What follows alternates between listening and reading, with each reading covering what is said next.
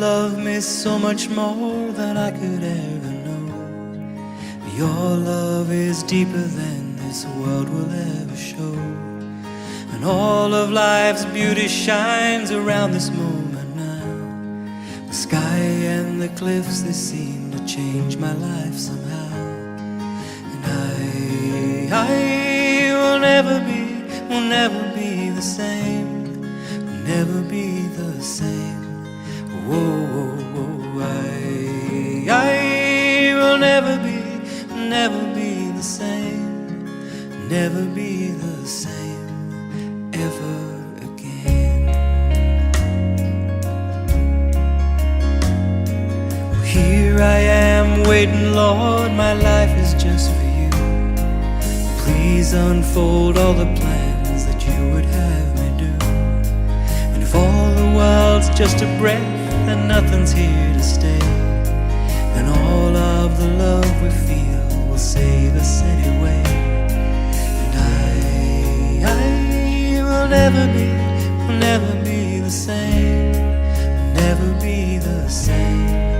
Whoa, whoa, whoa, I will never be the same, will never be the same ever again.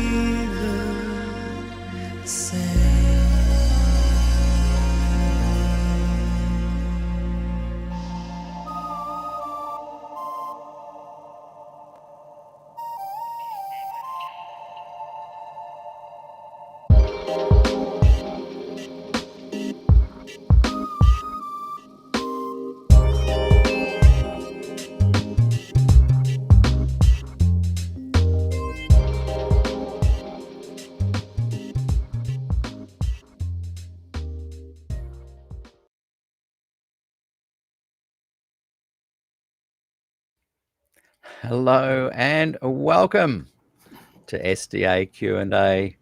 Got all sorts of little weird things going on in the system today.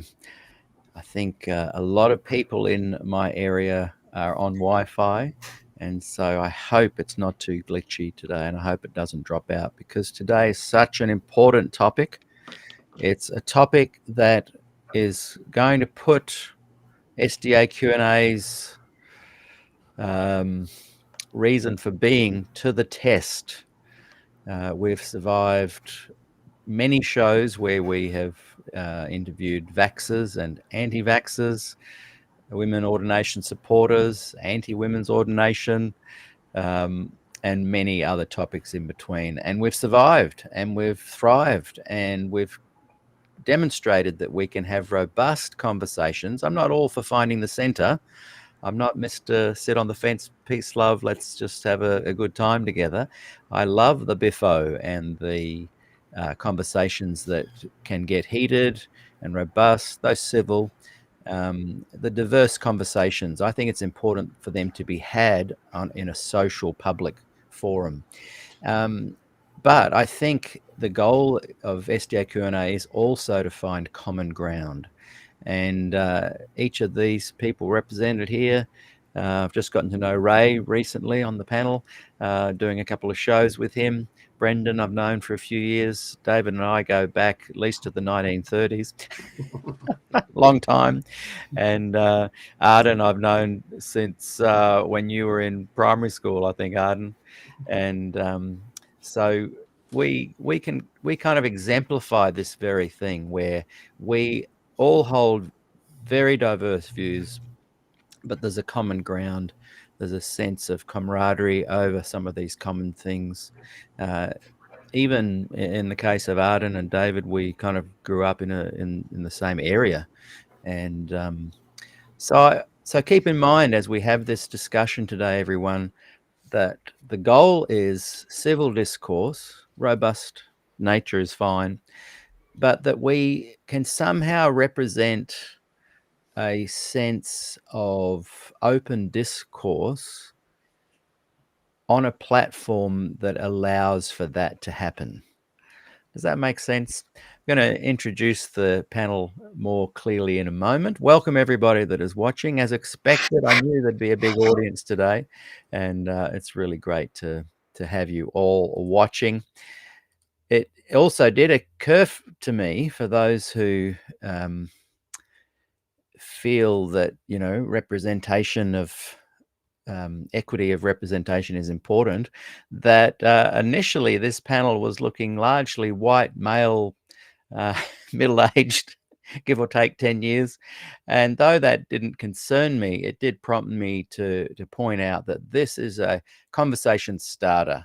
And I welcome all voices, and in fact invited many different voices to join us on the program. But for one reason or another, people couldn't make it this week. And so also, just in closing this opening monologue, I'm encouraging the diverse contact and engagement from the audience. So this is about a handful of us discussing the Charlie Kirk murder and its ramifications, impact on the Seventh-day Adventist Church in particular. And it's a conversation starter, and it's one where I encourage the diverse audience that is watching today to contribute in the chat. And that way we can really have a balanced overall view of this topic. So I'll bring that up onto the screen. Adventists and Charlie Kirk. Where did they stand? If you're an Adventist, where do you stand? What are your thoughts? Brendan Paul Valiant joins me. Ray Doherty, David Geelan, Arden Cassie, and Ben Tavau will be joining us in about 10 minutes' time. He's finishing another appointment. I will randomly bring that up onto the screen every now and again, and no doubt chop off someone's head in the chat there. And here we go. So Jane Krause writes, "What a great panel." Andy Mack writes, "Heavy hitters." And with that, we will begin. So I'm going to open the floor to each person just to chat a little bit about their observations and what they think happened with the Charlie Kirk assassination, murder, and we'll begin with David Geelan. So those watching, welcome, David. And tell us quickly a little bit about yourself, but only for like 30 seconds. You've been on the show before. We know who you are. But yeah, over to you, David, and share some thoughts on this topic. Yeah, perfect. Thanks, Peter, and hi all. I guess by way of positioning myself, I'm a retired teacher educator. I taught teachers for about 30 years. Peter was being somewhat kind to us, calling us middle-aged at this point, but I guess I grew up Seventh Adventist. I grew up in Cooranbong, one of the Adventism's holy cities. I've since moved away from Adventism. I guess I would say probably kind of a secular humanist with a very heavy influence from Jesus of the Gospels. So I know my Bible well, having grown up in Pathfinders and JMVs and memorizing scripture and so on, but probably wouldn't identify as being Christian these days, except in the sense of a follower of Jesus Christ. So that gives you a sense of that side of me and who I am. Politically, I'm a member of the Greens Party, so that probably gives you a shorthand, at least if you're Australian, of the general political stance that I have. So I think on the specifically on Charlie Kirk, I haven't said a huge amount online because I was quite ambivalent in my own thoughts and took a little while to kind of think through my reactions and comments and ideas. And I've realized that there are two completely separate issues for me. One is I'm a huge fan of the poem from John Donne in the 1600s, No Man is an Island, which concludes with, any man's death diminishes me. Everyone is part of the whole. All of us are human together, and any human being's death diminishes all of humanity. So I completely oppose any death is a tragedy and any murder is a crime. So I completely oppose the assassination. Do not celebrate it in any way at all. I think it's a tragedy. As Charlie was a human being, he has a wife, he has young children, he has many admirers and friends and people who love him, and losing anyone is a tragedy, I believe. So there's that side of it. And then there's the side of considering, well, what was his impact in the world while he was here? I think each of us probably think a bit about our overall legacy, who we are, what our impact is. How do we make the world a better place by being here or not? And I think that those are some of the issues that we'll talk about today. The title about sort of Adventism or Adventists and Charlie, I think is really an interesting one, because there's obviously an enormous diversity of views. There have been public statements from individuals and public statements from church bodies, both in support of his agenda or of him as a person, or both, and often those things are conflated, and also some statements opposed and so on. So if the question is, what do Adventists think? I think it's incredibly diverse. If the question is, what should Adventists think? What ought we to think as Seventh Adventists about that second element, the ministry, the work, the life, the impact in the world of Charlie Kirk? I think that's a much more complicated question, and something we'll get into this morning, I think. Thank you. And well said. Appreciate that, David. We're going to hand it over to Brendan Valiant and get a bit of a summary of his thoughts on this. Thank you, Peter, and thanks, Dave, for sharing your perspective.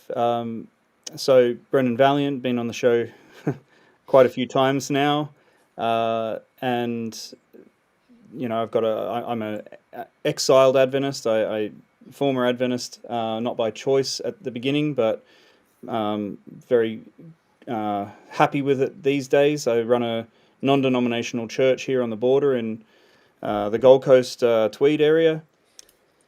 I have had a lot of people comment, ask me, why haven't you made a comment about this publicly? Well, it started because this is the first time I'm actually speaking in a public way about Charlie Kirk, except for referencing it briefly in a couple of sermons around that time.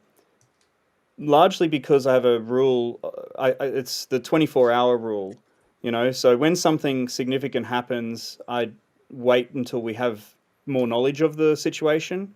And so sometimes I'll extend that to 36 hours, 48 hours, 72 hours, depending on the magnitude of it. And this one, I ended up just kind of extending it because it was something that impacted me and also a lot of people that I know.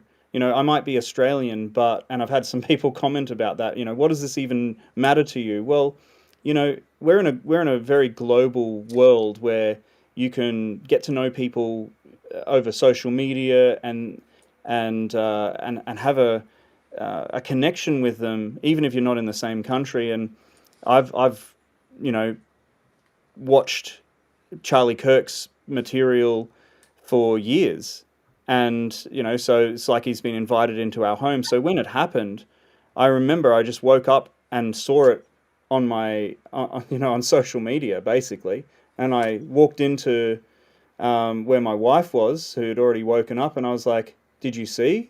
And she was just crestfallen as well. She's like, "Yeah, she's been crying." I'm like, "This is I don't know what to do with this." So that, like, we were just numb for that day. It's not the first assassination that I've lived through. I mean, I remember Yitzhak Rabin. That's probably the first one that I remember. But like it's definitely the most impactful that I've in my lifetime. And then I was like, just watching people's reactions on social media. It really hit after I started to digest what was happening. But I really didn't want to comment until I learned about what the murderer was, like who the murderer was, what their motivations were. I learned that years ago. I can't even remember what it was, but just jumping in too soon, you can make a big fool of yourself, and a lot of people do that on a regular basis, especially news programs. Like in this particular case, they were speculating that the guy was a MAGA gun nut that killed him. And I'm like, yeah, that's not right. And we know that that's not right. But what shocked me probably the most about this, I've seen people die in the past, murdered and stuff. And it's generally been a unanimous, that's a terrible thing that he died. But here, what happened was tens of thousands of people were celebrating it. And many, many more tens or hundreds of thousands were justifying it. And, like there's been a lot of people who, there was a website at one stage that was like, Charlie Kirk facts or Charlie Kirk data, something like that. And it had all of these people who were advocating that this was a great thing that he died.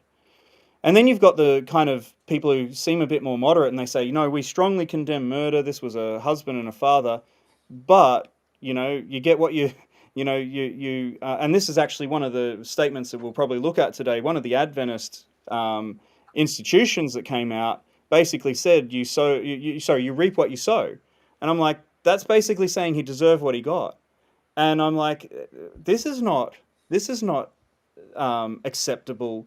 This is, we're humanity. He was killed, meters away from his wife and one of his kids. This is something that there should not be a but.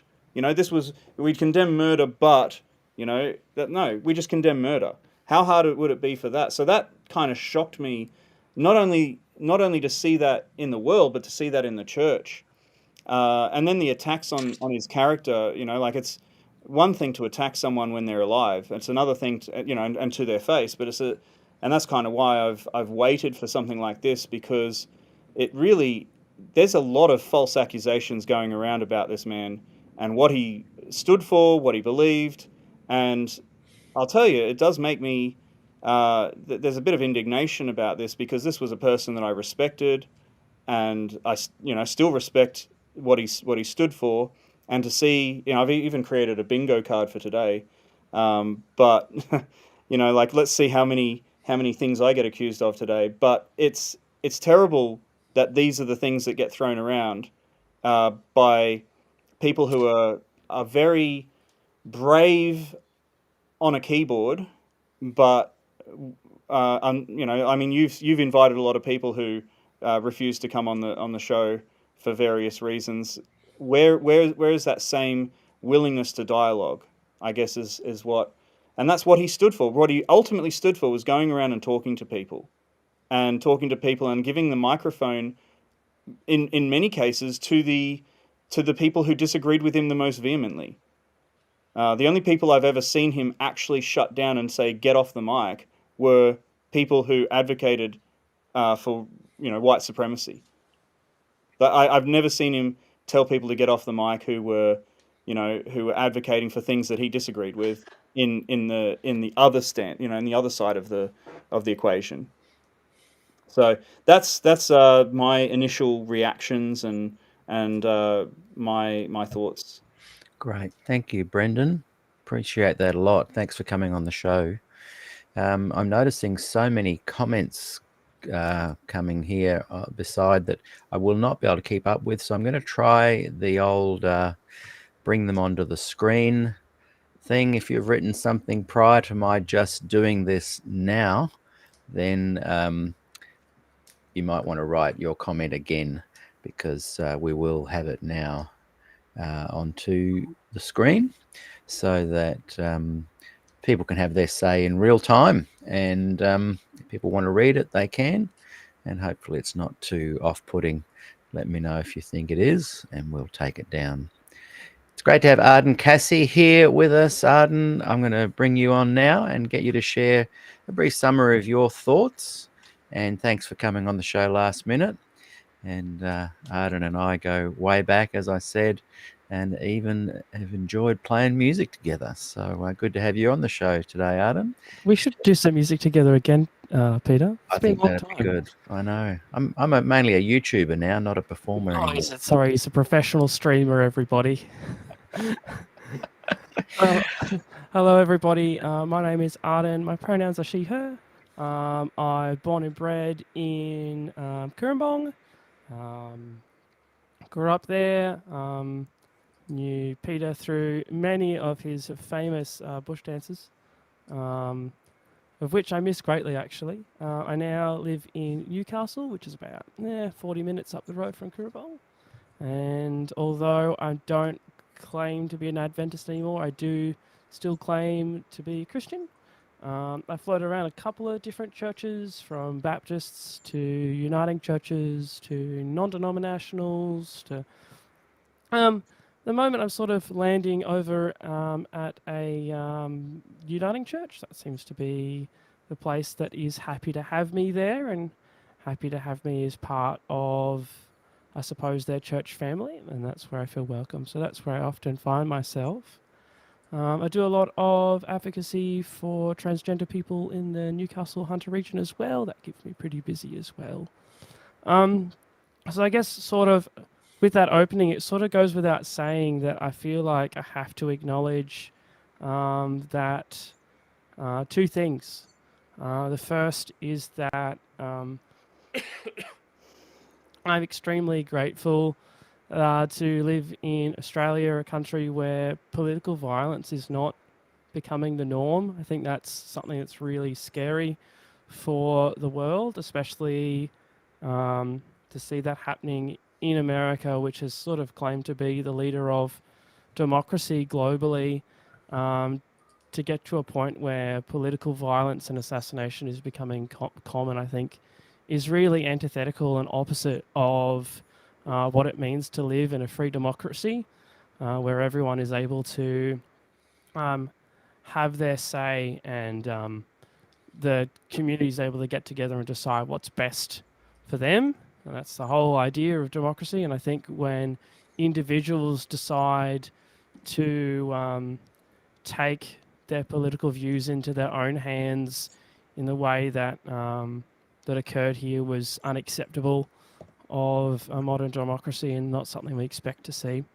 On the other hand, I have to acknowledge the incredible damaging things that Charlie Kirk did say about women, black people, minorities, transgender people, LGBTQ folk, a bunch of stuff that I think was just frankly untrue and not fair or reasonable to those people, and sort of came across to me as if he hadn't really genuinely met those kinds of people.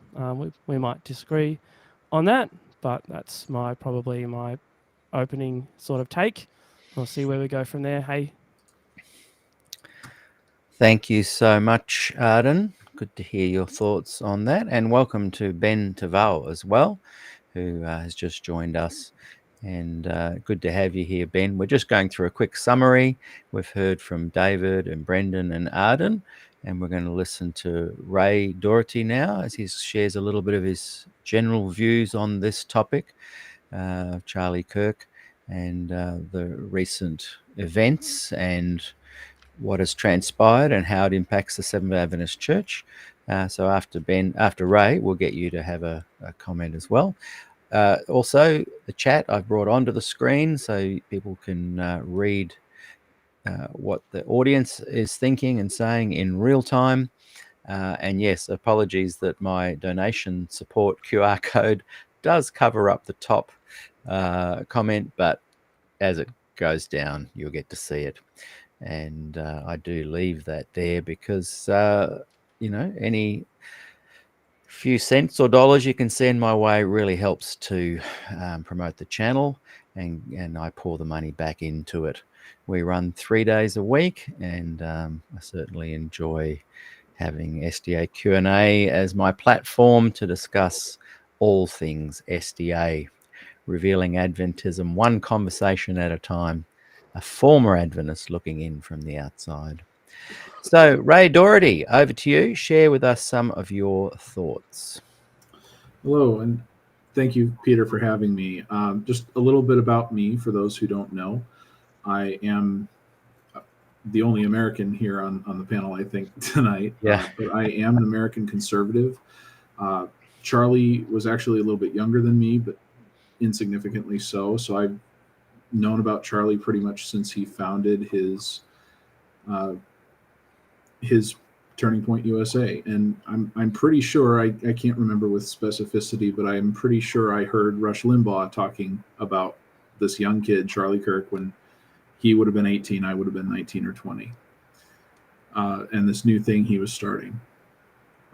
So I grew up around people very interested in American politics. I am certainly interested in American politics. So much so that I majored in history in undergrad and studied law, and I became an attorney. And I took every constitutional history and law course that I possibly could along the way. Being a lifelong, excuse me, I'm sorry. I was a lifelong Seventh-day Adventist until, ideologically, probably until about 2019, but officially till about February of this year. And having been an Adventist and interested in politics, it was pretty interesting in some ways, because Adventists, I've noticed in my life, and both when I was growing up and in college and even more recently, it's you have a mixed group of people. Just like politics as a whole, you have people on both sides of the political spectrum, of course. I couldn't help but notice that the reactions about Charlie Kirk pretty much followed the particular individual's political leanings within Adventism. But I think something I've observed is that people who are Adventists and who are politically conservative, whatever they said to come to Charlie's defense or to fight online about how wrong this situation was, I think the Kirk situation exposed something about SDAs who are politically conservative, which is that they don't really know how to interact with American politics, because they might like conservatives, they might like Charlie Kirk, but they are very trepidatious about anybody who's an open Christian in American politics, who is expressly saying, I vote based on what my faith teaches me. And I, without getting too much into the weeds, I think that's rooted in a false eschatology about Sunday laws. But when it comes to the Kirk assassination, I mean, I'm not somebody who generally gets emotional when I hear a particular celebrity died, even if it was, something pretty ugly like this. But when my friends and I heard that Charlie Kirk was assassinated, I had more than one person. I had multiple people messaging me privately saying they feel like they lost a close friend or a brother in losing Charlie. Because Charlie, in many, many ways, to young American conservatives especially, represented the best of us. And he did so much for not only the conservative movement, it started that way, but also for the Christian faith, because he started Turning Point USA in American politics, but then he branched off and started doing things like what he called Turning Point Faith. And for him, faith became very much his focus in many of his conversations. And so to see somebody that we so admire and who is like us and who is doing the things a lot of us young conservative Americans feel like we can't do for whatever reason, to be just heinously gunned down like that, it was heart-wrenching. And especially for me personally, I was so brokenhearted because I'd seen, just even a few days before he was shot, I had seen various videos show up on YouTube Reels and the like of Charlie with his kids. And I have a young child, and I see the way that my little girl looks at me, and I see that same look from Charlie's daughter in the pictures of the two of them, and my heart just broke to see what happened. And that little girl's daddy isn't coming home. And she just has no way of understanding that. And I think we need to talk about the human element. That is absolutely true. At the same time, what's happening from my perspective in American politics right now is that one side is losing the argument, and they know they can't win the argument, and they are resorting to violence. And it's not everybody who's liberal or on the left. It's not everybody. I want to be clear about that. But to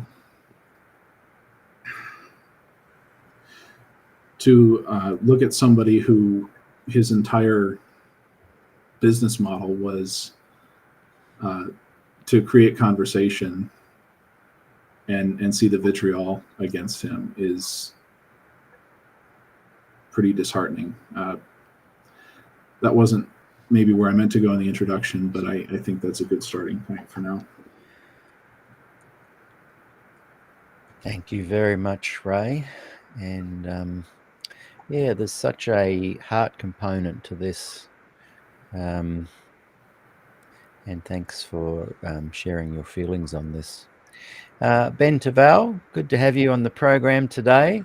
And I've enjoyed getting to know you over the last couple of weeks. You've been someone that's chatted, I think, quite often within SDAQ&A community. And a few weeks back, I asked you on the program, and boy, we had a great time. Nice, robust conversation. I had many, many messages. I'll send you some later, but that were sent privately that said they really appreciated that we were able to, so unscripted and in a public forum, share how we disagreed with each other, but saw the common ground of the good things that particularly do go on. For example, within the Adventist Church and within your own pastoral ministry, the care you show to your community is profound, and not just to your church community, but to the actual community that you live in. So, just briefly share with us your thoughts. Who you are, for those that don't know, and also your thoughts on the Charlie Kirk. And then we're going to open up to more of a discussion with all of us. Thank you, Ben. Yeah, thanks again for the invite, Peter. First and foremost, I'm a husband to one woman and a dad to 4 kids. Sorry, got to get that right. And yeah, I guess my interest peaked with Charlie Kirk, obviously with everyone else, maybe with his death. I really wasn't familiar too much with his content until he died. But then when I started seeing a lot of people talking about him, it piqued my interest, and that's when I started investigating a little bit more into who he is and what he stood for. And yeah, started engaging into a lot of the debates about what he had said. And where I struggled was finding a lot of the evidence to the critiques into who he is. And I've got a lot of good friends that I deeply care for who don't see things the same way I do, which is okay, because we all have that spirit to agree to disagree, like you and I do. But it's made me ask more questions as to, if I can't find any of the evidence to the critiques to what he has said, then why so much,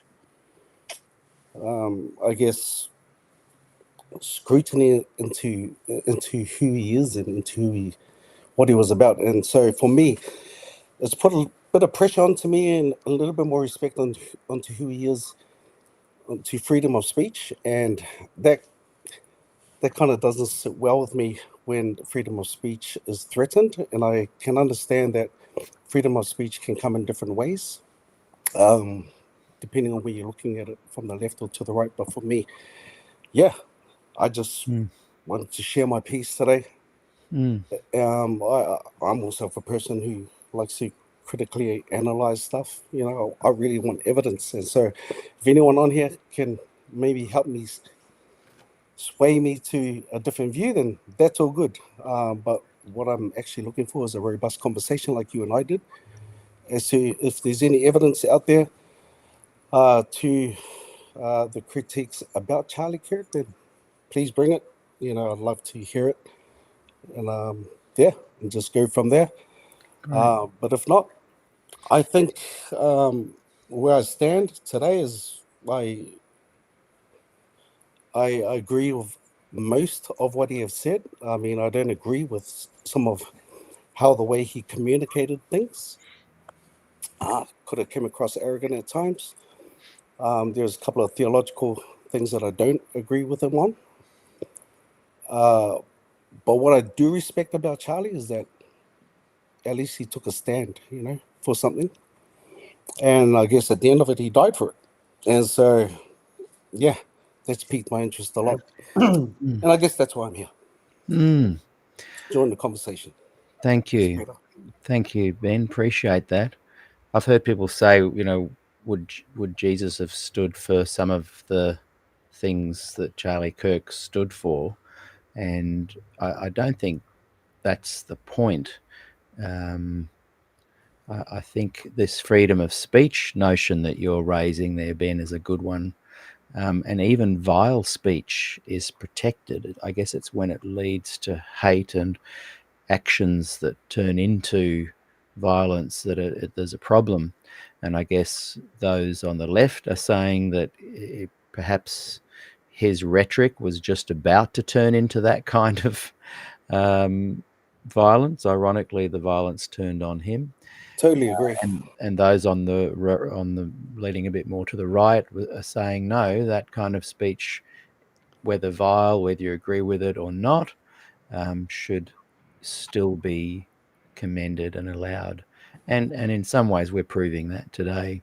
Yeah. Now, now we're just going to, before we kind of open up to a general discussion, just go back, cycle through those in the same order, just to reflect on what you've heard each other say, and just briefly, and then we're going to try and change the screen a little bit so we can see everybody a bit better.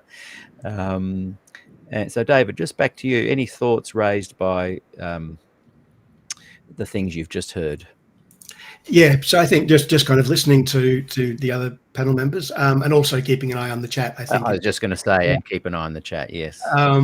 Yeah. So one of the things that struck me is I think there's a bit of an information asymmetry, because obviously, I'm interested to hear from Brendan and Ray on this, because I haven't been someone who's been watching Charlie Kirk videos for years. Like I have been peripherally aware because I'm a political tragic and I do pay attention to what's going on in the US as well as Australia. But I think, in terms, because quite often if I talk about something, and I think Ben's been really great, the things that are alleged to be the views of Charlie Kirk, and conservatives will say, well, have you watched the 16 hours of video in which you would give the context to that? No, I haven't. I'm kind of busy.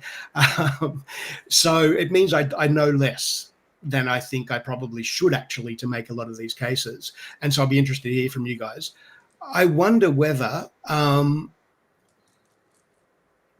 you could talk a little bit about how and whether Charlie Kirk's views differ from mainstream American conservatism.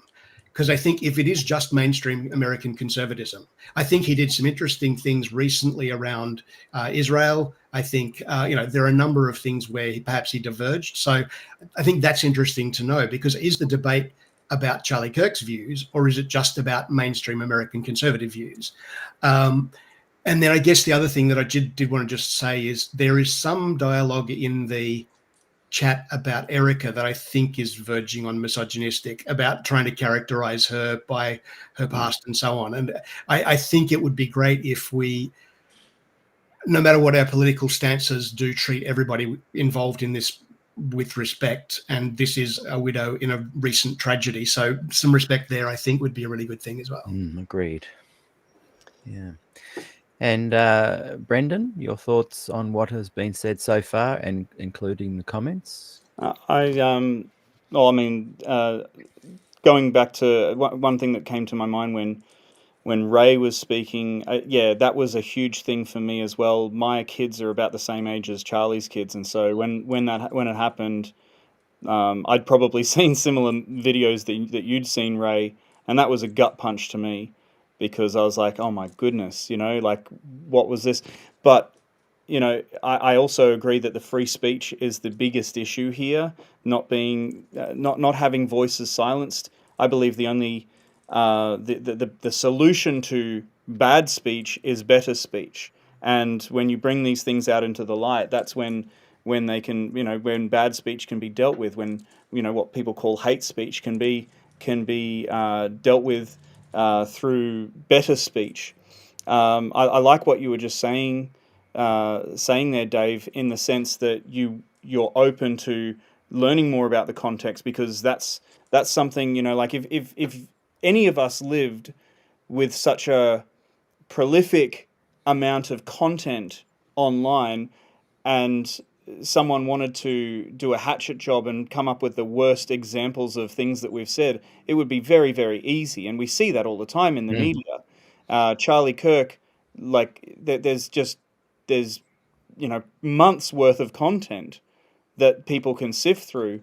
And so that's what we're seeing. We're seeing these snippets that are coming out, and then the labels that go with that, in terms of racist, fascist, misogynist, a lot, like, without understanding a person's context, and without understanding a person's background worldview, it's really irresponsible to be saying these. And what gets me, and coming back to what Ben was saying, it's a culture. When we throw labels like this around, like Nazi, fascist, we create a culture where some mentally ill person will think, like, I mean, how many of us have dealt with the conundrum of if we could go back in time and kill Hitler as a baby, sort of thing. That gets thrown out a lot in ethics discussions.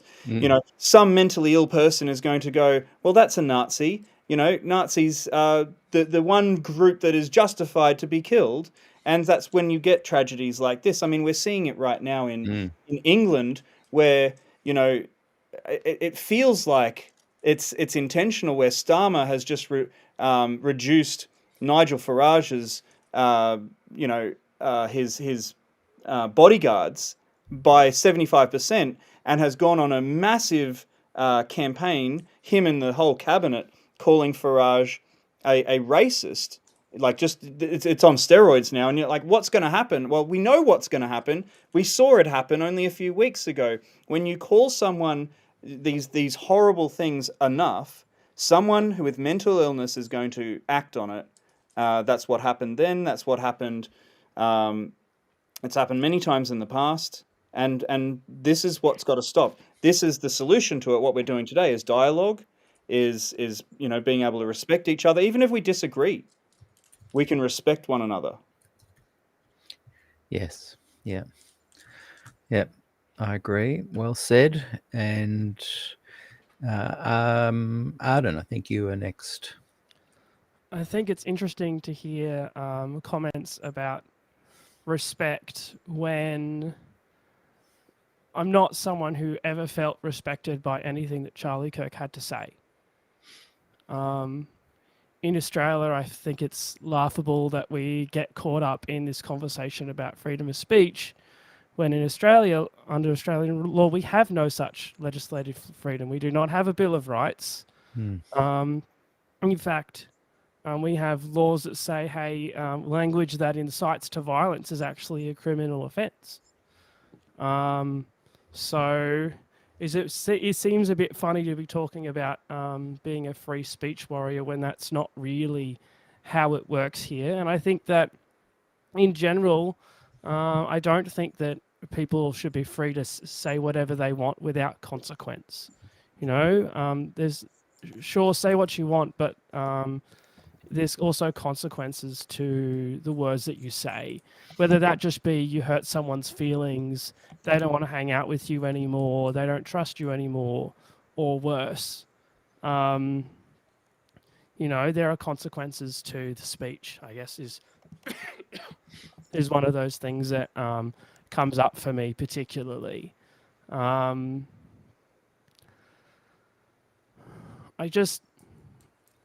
I cannot accept that there was a place where I would be treated fairly and respected fairly in a conversation with a Charlie Kirk. It's just not it. And, maybe there was a bigger context to some of the clips that were taken out of context, but even still, I don't think that there's a justification for those things that he said, whether they were in context or not. It'd take a lot of context to convince me that there's a God-given right to bear arms, or that the cost of some gun deaths was worth it. It's just not something that I can abide by. Those are probably the things that come up off the top of my head. And Doris McGuire writes, well said, Arden. Why? Oops, it's dropped off there. That's right. It's going so fast. I want to try and find that again. There we go. Why are we expected to respect someone who actively did not respect people who were not like them, and in some cases fought against their existence? I don't think people are demanding that people respect anyone. I think my interest in this conversation lies in at what point does feeling disrespected, which is a valid thing that we all desire not to feel, and Arden, you've been at the coalface of that kind of hardship. At what point does it go from that, which isn't good, to actually murdering someone? How can we somehow have the dialogue, the discourse, allowing even for vile speech?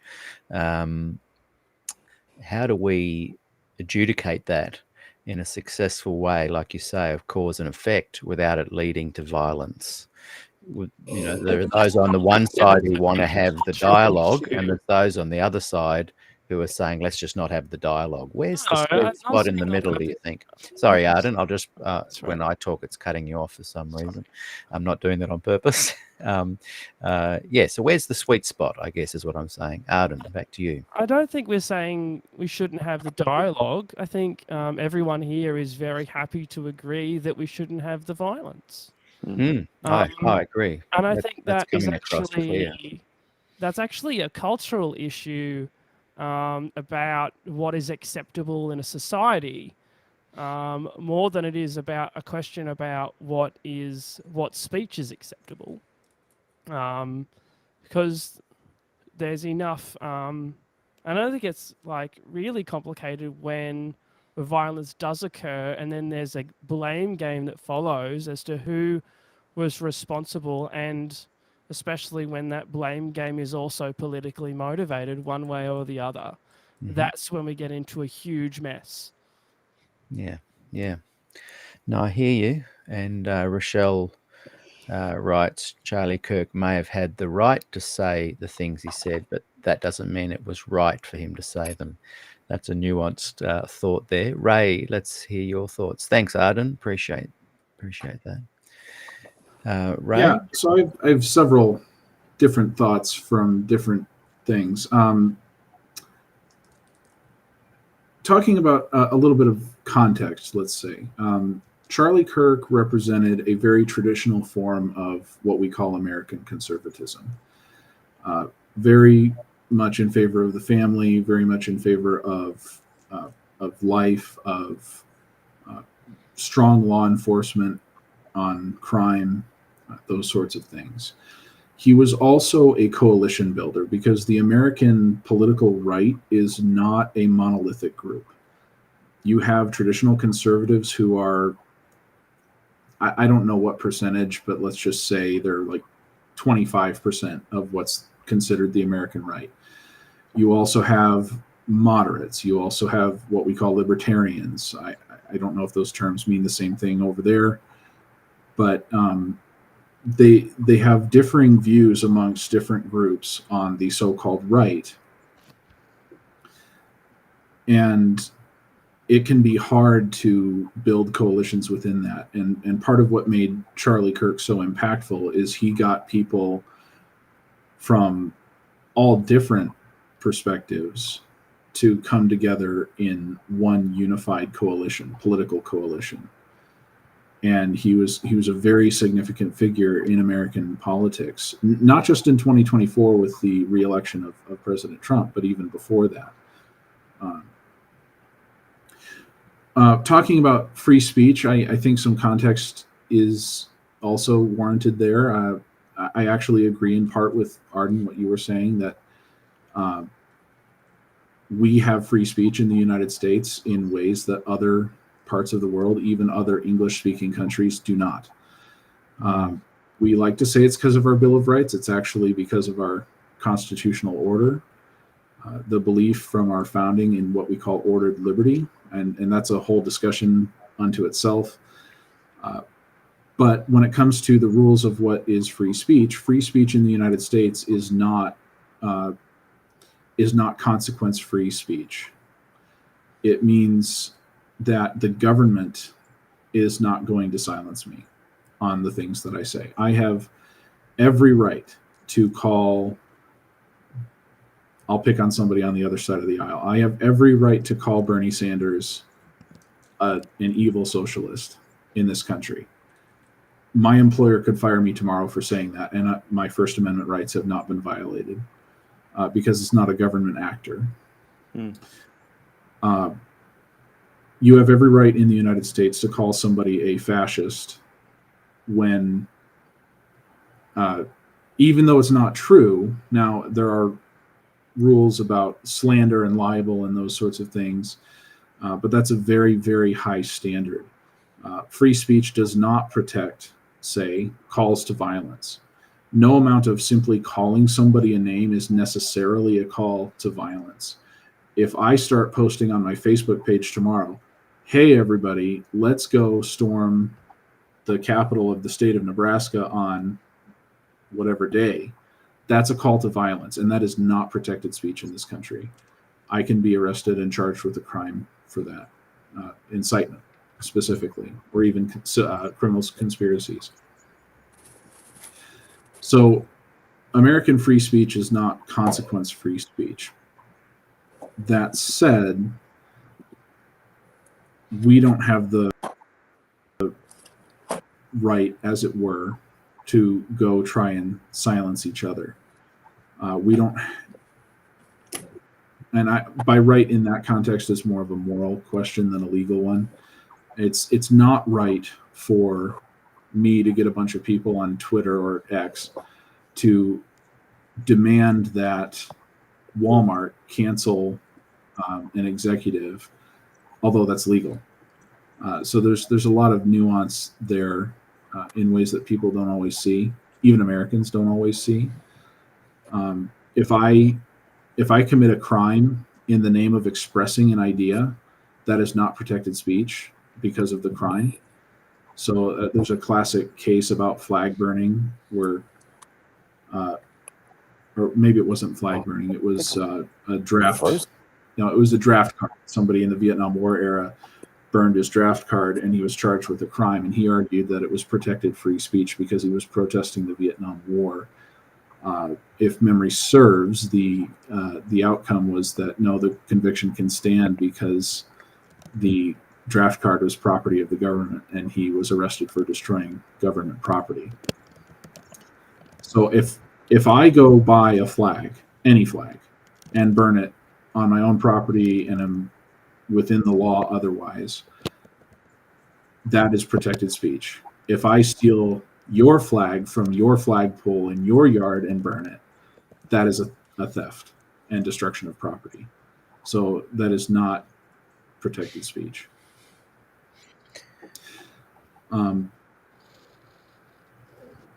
I think I'll pause there and yield to the next. Thank you. Now, there's some comments coming up, which I'm noticing in our private chat here, causing some desire to comment.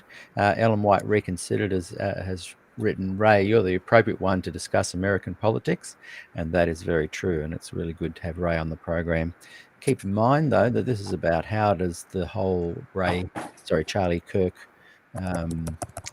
event and murder affect Seventh-day Adventists, and it definitely affects them worldwide, and people are feeling lots of strong emotions on all sides of the field and have valid reasons to share their thoughts on this. So one of the comments that is seeming to cause some desire for a response, and I'll open this up, I think, we'll open the panel a bit more now visually as well. The violence in America has been from the left: church shootings, Antifa, BLM, burning down towns. I think, David Geelan, I think you mentioned that maybe you disagreed with that. What are your thoughts there? Sorry, I'm muted because I know that I make little noises of agreement. Oh, go over other people. Right, So yeah, no, that was fine. Unmuting. Yeah, look, there's a recent study from the University of Dayton, and the challenge is always going to be how we define political violence. So I think, yes, certainly some of the Black Lives Matter riots in the end did burn property and so on. Is it violence if it's not against people, but it's against property? You know what I'm saying? There are questions of definition. Certainly the Dayton University study stated that of kind of shootings and terrorist type attacks, there have been more that have come from the right than from the left. In the US, about 75-25, some kind of ratio like that. So I think in terms of an empirical evidence, the claim that the the violence is coming predominantly from the left, I think it needs to be taken with a grain of salt.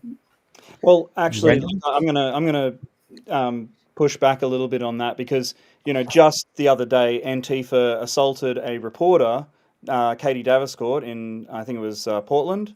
It was one of those two West Coast states. I think it was Portland or it was Seattle, and she was just reporting. She was just there to do her job, and she got assaulted, like black eye, everything, by Antifa. The shooting that happened in Minnesota, that was a leftist. Obviously Charlie Kirk, that was a leftist. We're seeing a lot more of that It's not happening. proven. I think that's one of the problems, though, Okay, isn't the it? alleged killer Yeah, who yeah. confessed to people around him, sure, that was a leftist. There's just so, I Yeah, guess so much. but I mean, you are bringing. I want to, right now, 3 weeks later, say that wasn't a leftist. I don't know really how we can have a conversation about that, because there's just so much evidence that this guy was, and the antithesis of he believed Charlie Kirk was the antithesis of his lifestyle, and Charlie Kirk was a right-wing person, so therefore he must be a left-wing, and he was a person who was in a same-sex relationship with a trans individual, and he had a Mormon upbringing. He had a Mormon upbringing, but he was not following that. He had Antifa engravings on the casings. I don't think there's anything more that we can actually discuss. Well, yeah, I think there is. If you give me a second to respond to those, and then I'll shut up for a bit, and we'll go. You're bringing anecdotes rather than statistics. So the study I was talking about is, what's the big picture? These are individual incidents, and we could probably cherry pick individual incidents for a bit. But so take this issue. So in the chat has been going by, there's various conspiracy theories that it was really Mossad or other various people who shot him, right? We'll put those on the side of our plate. So assuming that it was Tyler, the statements vary very dramatically about the relationship with the roommate, whether he was only a landlord to that person or whether they were in a relationship. The slogans on the bullet casings, again, people say that the finding of the engraved bullet casings was very convenient, are gamer tags. They really are not Antifa slogans at all. They are from a particular gaming community.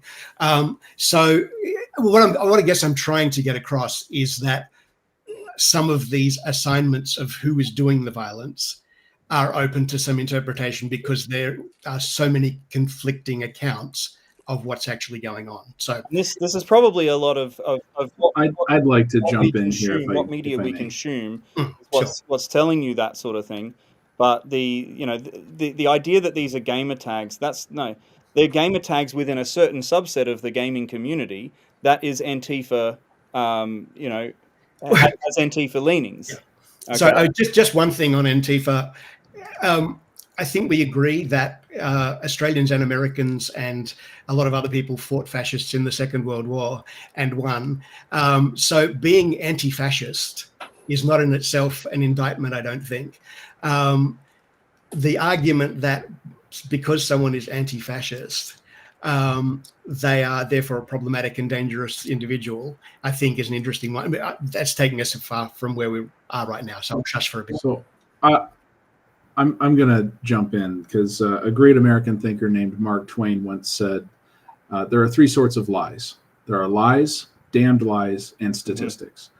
And obviously he's tongue-in-cheek there, but the problem with these data points, these stats, is they completely disregard all of the data points that would skew it in the other direction. So I don't know that we have good data as far as what is the majority of violence, because, for example, you were talking about the Antifa movement. I don't think we can just look at a label and say that's what they believe, because Antifa has been anti-conservative in the United States. To call conservatives in the American sense fascist is a fundamental misunderstanding and ignorance of what fascism is and what conservatism is. They are not the same. They are not even related historically, not even close. Fair point. to discount, the Black Lives Matter riots. We can talk about, and I don't think we want to get down this rabbit trail, but we can talk about things like the George Floyd riots of 2020. Well, Black Lives Matter predates George Floyd. Black Lives Matter as a movement, not as a slogan, as a movement, goes back to 2013 with the, I forget the young man's name, but it was in St. Louis area in Missouri. And, the problem is with things like Antifa, Black Lives Matter, is these organizations, they use slogans that presumably the general population agrees with. Like, every American I have ever met would agree that a Black person has all of the same rights and value as I do. Every American I've ever met believes that. And yet we reject the Black Lives Matter movement because this is a political movement designed to bring about political change that isn't necessarily good. And so we have to look past these labels a bit here, and I'll digress from that and get back to my main point, which is about the data points. And we really have to include all of the data points if we're going to see what the big picture actually says. Just on the topic of political violence, Senator Fetterman from Philadelphia, he recently just talked about how a very liberal Democrat. Yeah, and he's a Democrat, and he was just talking about how the violence is spiking at the moment on the left. So and that's from statistics. The statistics that he's looking at, and he's trying to say, hey, let's cool it on this side. And you bring up the George Floyd thing, and I just want to make a contrast here, and it's actually an interesting contrast because Charlie Kirk's birthday is October 14. George Floyd's birthday was October 14. They both shared the same birthday, 20 years apart. Okay, so 1993 versus 1973. So it just interesting, but like when one of them died. Years or sorry. I don't get the importance of the coincidence here. Like it's just an interesting coincidence. There's no conspiracy or anything. Okay, I'm just highlighting what I want to draw the contrast with is that when one died, cities burned. Okay, when one man died, and they were both tragic. Both were tragic. They both didn't deserve to die. But when one of them died, cities burned. When the other one was killed before the eyes of his supporters, vigils were held. Prayer vigils were held around the world. There's a very different reaction that happens on one side versus the other. You see it when a person of one political party is elected president. Cities board up especially Washington D.C. in the past has how all the businesses board up their windows and doors and close their businesses down in case of riots.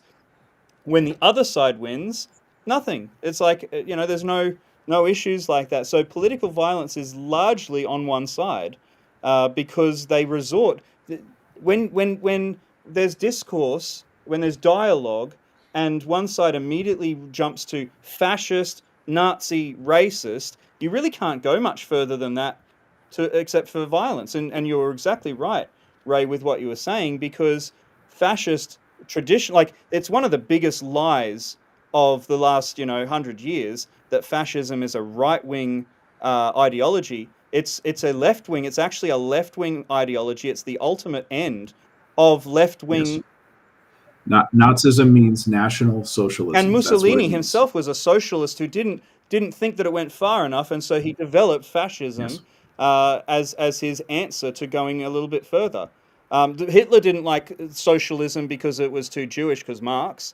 Okay, so he wanted to invent real socialism, so he created National Social. And every single communist or socialist country has been nationalist at the peak of its ideology. Stalin, that was nationalist socialism or communism within his thing. You look at the Khmer Rouge. You look at you look at right now at North Korea. You can't get much more nationalist communism than North Korea. The same with China. China is extremely nationalist in its communist expression, Maoism. Okay, so nationalism and fascism. Is there not a version of nationalism that is also capitalistic? Yeah, but it's not a fascism. It's not fascism because it doesn't have the other areas where the state runs the businesses. That's So that's the issue. when the state tells the media what it can and can't do, and when the state tells the judicial system what rulings it should and shouldn't make, isn't that government overreach? Well, what are you talking about? Where is the media being told what it can and can't do? Where does that happen? That happens in places like Ukraine right now. That's not happening in America. It happens in places like Russia. It's happened in places like the USA. It's not happened in the USA. Where's that happen? There's like 100. Sorry, there's like 50 different liberal left-wing channels right now in the US. Okay, regional and national channels, and there's like a couple of conservative ones. There's like basically the Fox affiliates. There's One American News Network. There's Newsmax. Okay, where is there a telling, like MSNBC goes on and says the most outrageous things. CNN, same thing. Where are they being shut down? Where's that actually happened? That's a fantasy. David, have you got some thoughts on this one? I think we are heading off into And by the way, I just want to acknowledge a few people have said, can we get on to the SDA thing? Yeah. I've just said to people, we're just setting the scene because it is important to create the big picture view and then gradually bring it into the center and focus. So I'm interested in your thoughts on that political kind of notionary fascism that Brendan raised, and the idea of the press and the free speech that seems to be quite evident there in the States. And then we will, as Rochelle Anonymous has just reminded me, we will get back on track. And Ben, I'm going to bring it to you next, just keep in the back of your mind, just to chat a little bit. You're the Adventist here that is still definitely an Adventist, and I don't think people can see me, but you can hear my voice hopefully.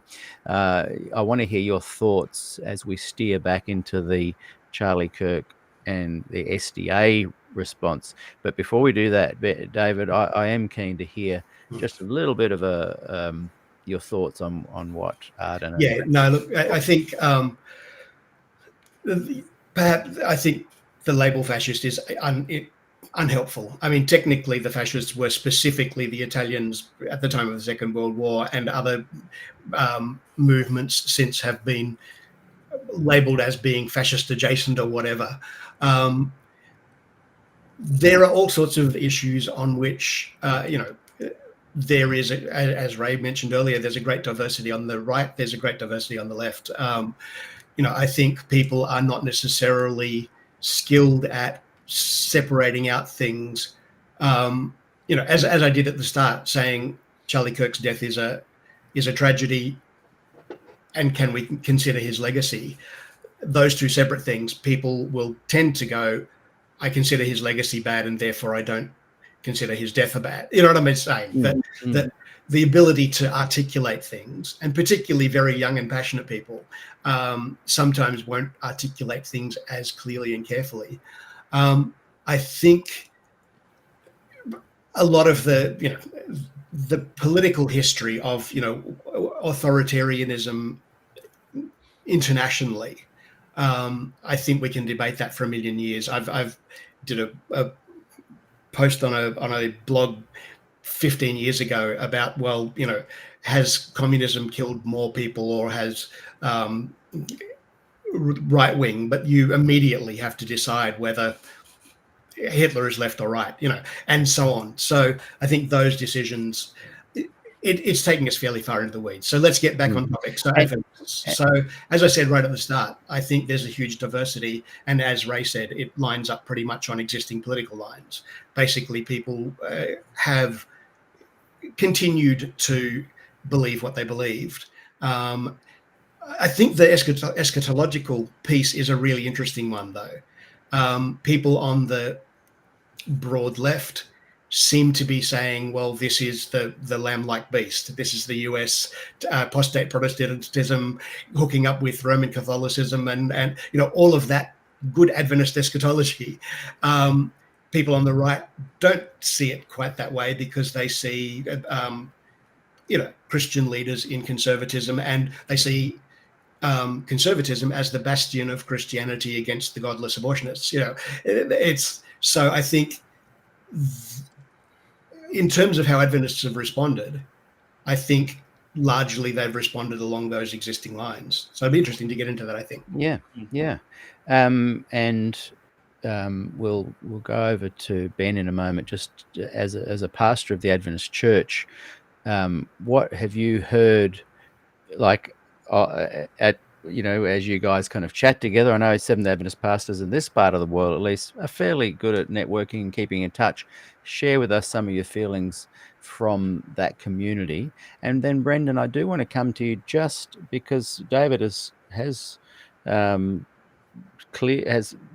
the nail on the head that there's kind of two things to look at here. And one of them is, and I know you've researched this, one of them is how accurate are the accusations made, like we were just chatting earlier about him wanting to get rid of trans people. There's one I heard where he wouldn't get on a plane because if the pilot was... These aren't specific to Adventism, but because David's clearly identified there are two things going on here. We cannot tease apart the politics from the Adventist, the context from the facts. They're all part of it. And if people watching feel that they don't want to hear certain sides of it, I understand that. That's another freedom of choice. They can hit the go to sleep button. But unfortunately, you cannot tease the two apart. So we're going to go to Ben and share some thoughts from his experience on the ground. And just before we do that, Rochelle has said SDA started by separating out his legacy and only caring about his comments on the Sabbath. Doug Batchelor heavily insinuated that CK was studying to be SDA while promoting his amazing facts studies in response to CK, which Charlie clearly wasn't doing. But anyway, that's just another example of misinformation there. So to Ben, as a Seventh Adventist pastor, currently employed, ordained, passionate about your work, tell us what's the feeling on the ground from other Seventh Adventist pastors? What's the vibe in that regard? Yeah, it's been really interesting, Peter, because I feel like there's a real split between a lot of my colleagues. Interesting. With this whole situation. And it's really interesting to me because as a Seventh-day Adventist, because we do, observe the Sabbath, we're really automatically considered conservatives. You can have your far left conservatives and your far right conservatives, but we're still conservative in the sense that we look at scripture, we study scripture, we look at context, we look at the evidence that surrounds that context, and then we come up with, I guess, a conclusion as to what God is speaking in the Bible. And so for me, when I look at the situation with Charlie Kirk, I look at it with a conservative view. Like, okay, so what's the evidence going around this? And I've been hearing talk about free speech and hate speech leading to political violence. And I have to agree with Brendan. I mean, you got to look at the evidence. Like, what is the evidence to the result of what had happened with Charlie Kirk versus someone like George Floyd? With George Floyd, what happened when he died? Here's a known criminal who had a criminal record. And then you got people burning down cities. You got these violent protests. You even have the Democrats kneel for 8 minutes and 43 seconds in the Senate room when they can't even give a minute for Charlie Kirk. And so to me, that piques my interest. I'm like, why? Why the contrast? Why is this happening? Where's the evidence? So to me, I'm thinking, okay, there's something behind us. So I've got to look deeper into it. And what I've come to land on right now, Peter, is that with the evidence that I've seen for myself, and I've combed the internet to try and look at things contextually, critically analyze a lot of the critiques to a lot of what my friends, my colleagues have been saying, and I just can't find it. I'm struggling, man. I'm struggling. And so the next question for me is to then, why the push to make him out to be this bigot or to make him out to be this homophobe? And it comes down to the ideologies that I believe that the left are trying to push in America, that really are affecting our way of society and our way of life. And I've heard that even like from our sister over here, sorry, forgot your name. Your name's not up here. But she said it's not in our Bill of Rights about the freedom of speech. I get that. But whatever happens in America, you know for sure, it trickles down. The ideologies that happen over there start first. Then they come down to us.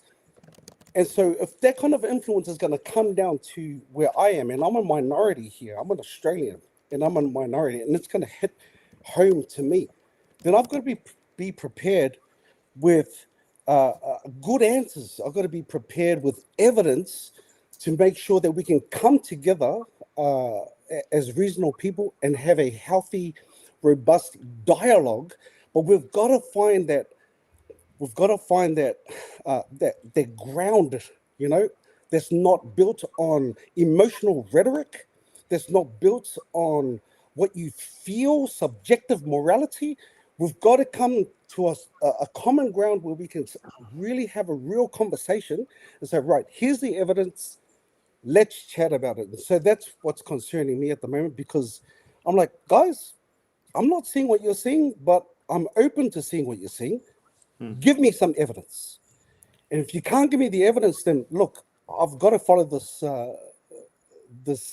rabbit hole to where it's leading. And I think it's leading to something much more concerning and deeper than we think. And so when we go into, I guess, theology as a minister, you can't help but to think, of course, it's got something to do with eschatology. It's got something to do with prophecy. It's got something to do with church and state coming together, Christian nationalism. All of that stuff comes into play. Now, I'm still trying to figure that stuff out for myself, of course. At this time, I don't think anyone has found the right answer, and I don't think anyone will, because if you know prophecy is really only best understood when it is fulfilled. No one can really understand it. And so as things play out, I'm looking from a real objective view and I'm going, what's going on here? And if there's no evidence to what they're saying, then why? And what is the spirit behind both of these, I guess, arguments? And so, like what Brendan was saying, there's a lot of evidence to say, man, the left over there, my brothers and sisters on the left, man, it's just no good. I mean, they're just really turning it up, man. And when you look at what happened with Charlie Kirk when he died, what happened? Prayer vigils. People around the world now starting to open their Bibles and starting getting interested in the God that I serve, and people having open worship now. And so there's this, I don't know if it's a pushback because of these of the political ideologies.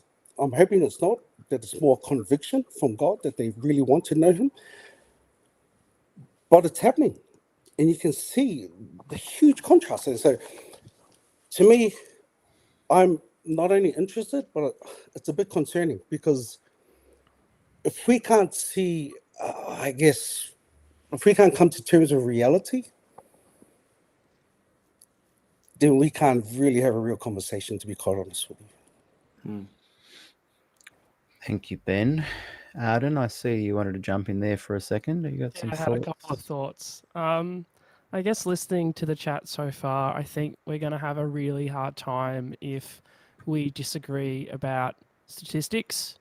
If statistics skew left, then and it's easy to accuse it being of left biased, and if it skews right, then it gets accused of being right biased, and somewhere we're missing each other in that conversation. I think that is going to be very hard when we talk about individual acts as if they are representative of the whole of a community, and we call them all leftists or all conservatives, the actions of an individual doesn't always represent the group, and often I think these independent actors of violence, I certainly do not think represent the communities that they necessarily came from as a whole. And certainly the majority of those communities would suggest that, say, for instance, acts of political violence are not acceptable. I think one of the big evidences for me that I cannot ignore is, and I'm going to talk from my own personal experience and my own community because it's what I know best. And what I know best is over the past 10 years or so, there has been a systematic effort to legislate against people like me in the United States, across different states of different different governors and etc. That has now floated all the way to the top of the federal administration. And what is now occurring is I'm seeing thousands of people from the US who are gender diverse who are going, I need to get out of this country. Where can I go that it's safe? This has filtered down into Australia. It's occurring in Queensland only just last year, in the face of overwhelming evidence that says that there's incredible harm, both threats of physical violence and also threats online, and of around like abusive language in online platforms directed towards people in my community. I cannot ignore that. And certainly it's the sort of thing that does not make me feel safe to consider visiting America in its current situation. It's just not safe. It's just not an option for me. So I think there is overwhelming evidence that this isn't one-sided necessarily, that the left is causing all of this chaos. It's just not the full set of facts. And the impact, I see that in its impacts on communities, especially when the arguments that are used to legislate people like me out of existence are just not based in facts. The conversations have come up around bathrooms and all sorts of other ridiculous stuff. It's just not reality. Around sports, that people would dare change their gender so they can win at sports. So like, are you kidding? It's just not. It's not what's going on. People just want to get on and live out their lives. Most of us just want to get on and live it peacefully. And when governments and political organizations stand in the way of that and say, hey, no, actually, I think I'm going to tell you how to live your life, I think that's when we get into serious problems. And I think that's where we're at in some of these ways now. Ray, thank you, Arden. I'm so glad we've got you on the show today, because you are sharing things that are really from your personal experience and from your heart, as I said earlier, from the coalface. Ray, can you share your thoughts on what kind of legislation may be going ahead to kind of, I think Arden may be saying, remove transgender people from society? I would be very curious to get some definitions. Yeah, I'm happy to expand on that before you get yourself caught up, Ray, if you like. Yeah, if I could ask some follow-up questions, that'd be helpful. So what kind of legislation is making you feel unsafe to, say, come to the United States and walk down the streets of, I don't know, Lincoln, Nebraska? Okay, sure. So the first thing that's running around will be the bathroom bill type legislation. That's a serious concern. The other issue that I would probably go to is also the control of healthcare, and that's certainly what's gone in Queensland recently, where there was a health clinic that got blamed for some healthcare that was going on, and they've just cut all trans healthcare in Queensland at this point. So without which went directly in the face of a previous government report that said, hey, there was the government was doing a good job. They needed to do more to support trans healthcare, and there was an election, change of government, went to the Conservatives, and the Conservatives then decided to take and block all transgender healthcare in Queensland. So that sort of stuff's been happening in the US for a long time. The bathroom bills sort of stuff has been happening for a long time. It's now it got brought up to the federal Congress during the first month or two of since the I don't know what you call it. Do you call it like your general or your federal election or whatever you have it, where they obviously Trump and the rest of Congress was voted in? I don't know what you call those. So I think some context is helpful here on just the basics of American government. We hear terms like democracy get thrown around, but the United States is not a democracy. It is fundamentally something else. It's a republic, a federalist constitutional republic. And we have democratic elements like elections to the House of Representatives, for example, and local and state elections. But the fulcrum of political power in the United States is actually the state legislatures. And the way our legal system looks at the state legislatures is, even if the state, say my home state of Nebraska, was formed after the Revolutionary War era, my state legislature has the same plenary power as the Parliament did in 1776 as of July 3rd. So we put limits on our state governments in the form of state constitutions and state statutes and grants of power to the federal government in our federal constitution. So our federal constitution, and this is something conservatives get wrong too, by the way, is we think of American government, our constitution, as limiting the power of government. That's actually wrong. It enumerates and grants power to the federal government in certain areas, certain limited areas. So there are areas where Congress has immense power, like commerce, interstate commerce and international commerce, taxation. There are areas where the executive branch has immense powers, war. The president is the commander in chief. But fundamentally, most things are left up to state governments, the 50 states, and to a lesser extent, Washington, D.C. So when state legislatures make laws, they have an inherent police power, so to speak. And I don't mean like police state or any pejorative by that. It's just what it's called. They have the inherent power to regulate the lives of their citizens. Now, again, there are limits on that, both from the federal constitution and often from state constitutions. But when it comes to how we're going to live as a society, most of our discussion is about national politics, but most of our day-to-day lives are actually much, much, much more significantly impacted by state and local politics. And so sometimes unfortunate that those don't get the same play. I guess so. The story I was referencing was that it was something that went through the federal Congress that affected Washington, D.C. specifically, I think, because it's not a state, if I'm remembering correctly. Washington, D.C. is not a state. It's called the District of Columbia because it is governed by the Congress. Congress has created statutes that give D.C. local rule to a degree, but Congress can revoke that at any time.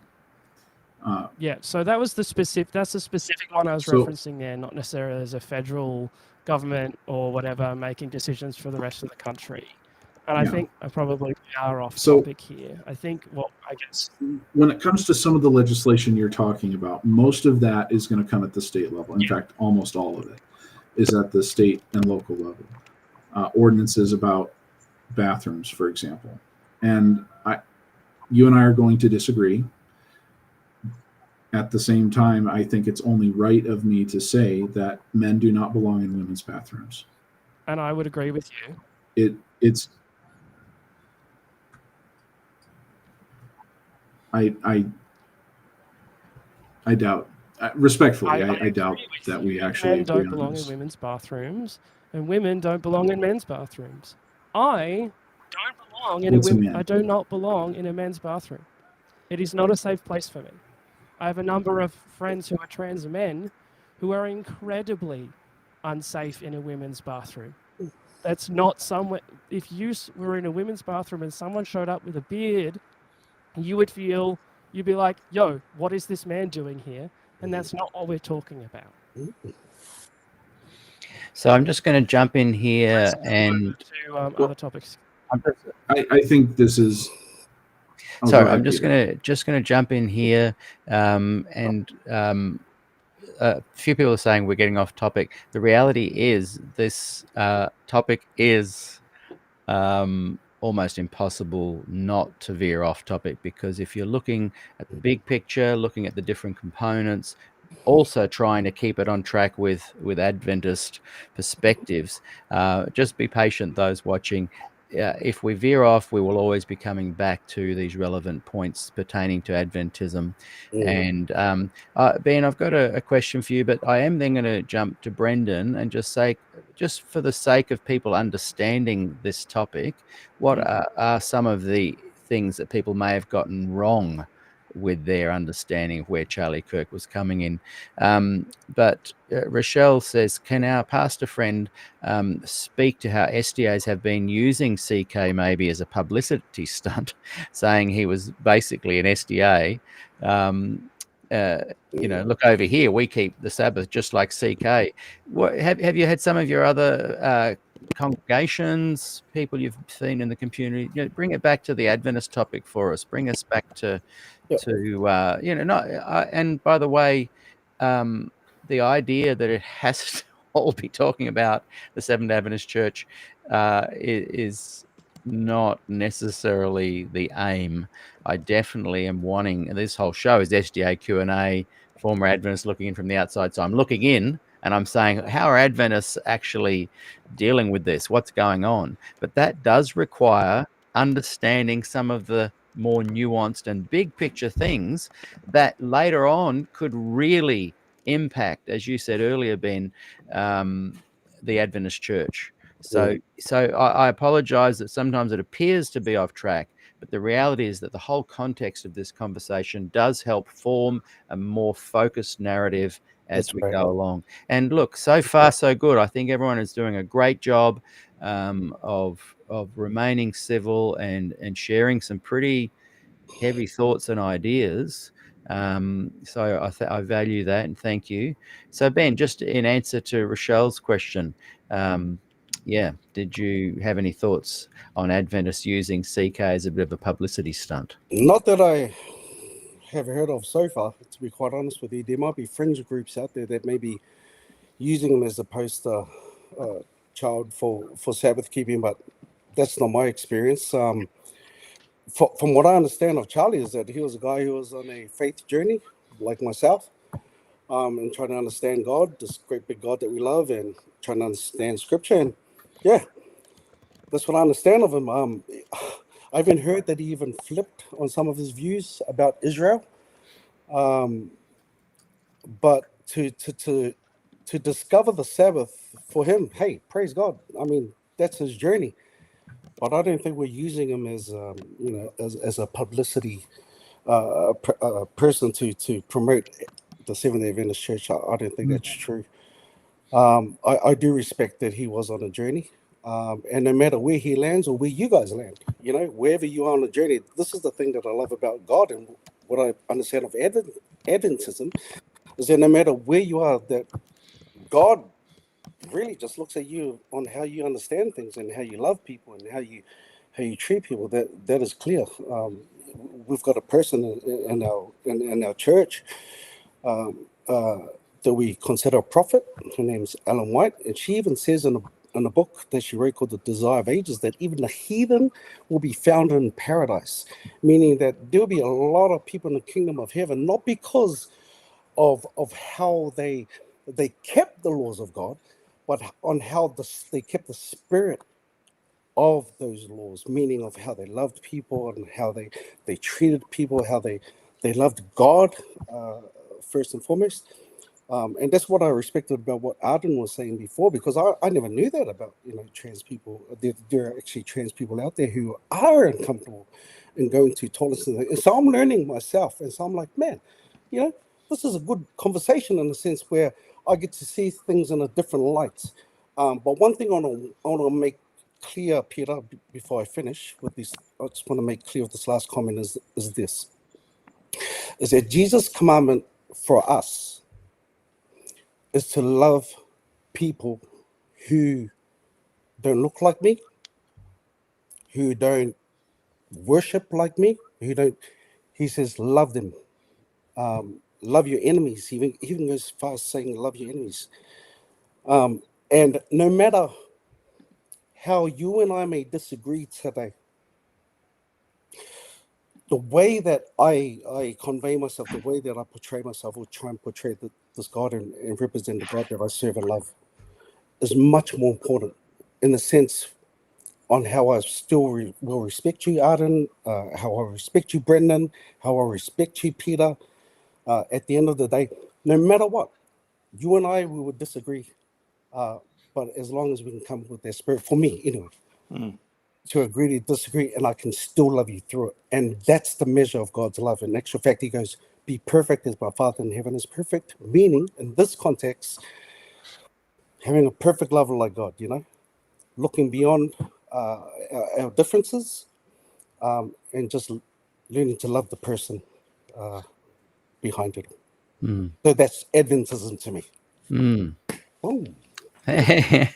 Thanks, Ben. Ellen White Reconsidered has raised a really good point here. If you wanted to know how SDAs think, would it not been well to have more SDAs on the panel? And just for the record, Ellen White Reconsidered, I asked about 10 to 15 Seventh-day Adventists to come on the show. Many have been very active, as Brendan said, as keyboard warriors, but a little maybe shy to come on the program and share their views publicly. I don't know what that means. The more perhaps conservative people were very keen. I had to limit their access. But yeah, it's a good point that you raised there, Ellen White Considered. That's why I've put the chat visible so that everyone can have a say. What I'm anxious to get to eventually is the statements of Seventh-day Adventists that are prominent, the ones that are out there. Those will be helpful. Let's do that now. Let's do that right now. We can look at the accusations. Context. Yeah. Let's do the that. Accusations against Charlie Kirk. Just before you do that, where has it gone? I'll have to come to that later. So so as much as we can, panel, let's steer it towards Adventist content. I know our audience is really keen for that, and thank you, audience, for reminding me. But keep in mind, you get to have a say in the chat on the side there. It's coming up on the screen. Okay, Brendan, over to you. And I'm just going to nip out for 1 minute. I'll still listen and hear, but you just have the floor for the next 5 minutes, Brendan. Okay. Well, I mean, when it comes to, and I'll talk about, if we get time, I can talk about the context of those specific accusations about Charlie Kirk, but we're really talking about the Adventist angle here. And so I've kind of aggregated a lot of the more prominent reactions that have been out there. And there's been, like some have said, there's been some official ones by, conference level statements. Some positive, some negative. Then there's been some ministry ones like Amazing Facts and 3ABN level. And then you've got, individual figures that kind of actually wrap up in all of those. So, I mean, like, Doug Batchelor, that is Amazing Facts. He is Amazing Facts.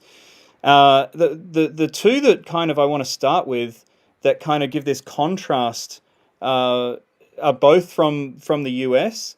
One is from the Central States Conference, and one is from the Northern New England Conference, and they couldn't be more different in how they approach it. I'll start with the Northern New England because I actually really, really like this one.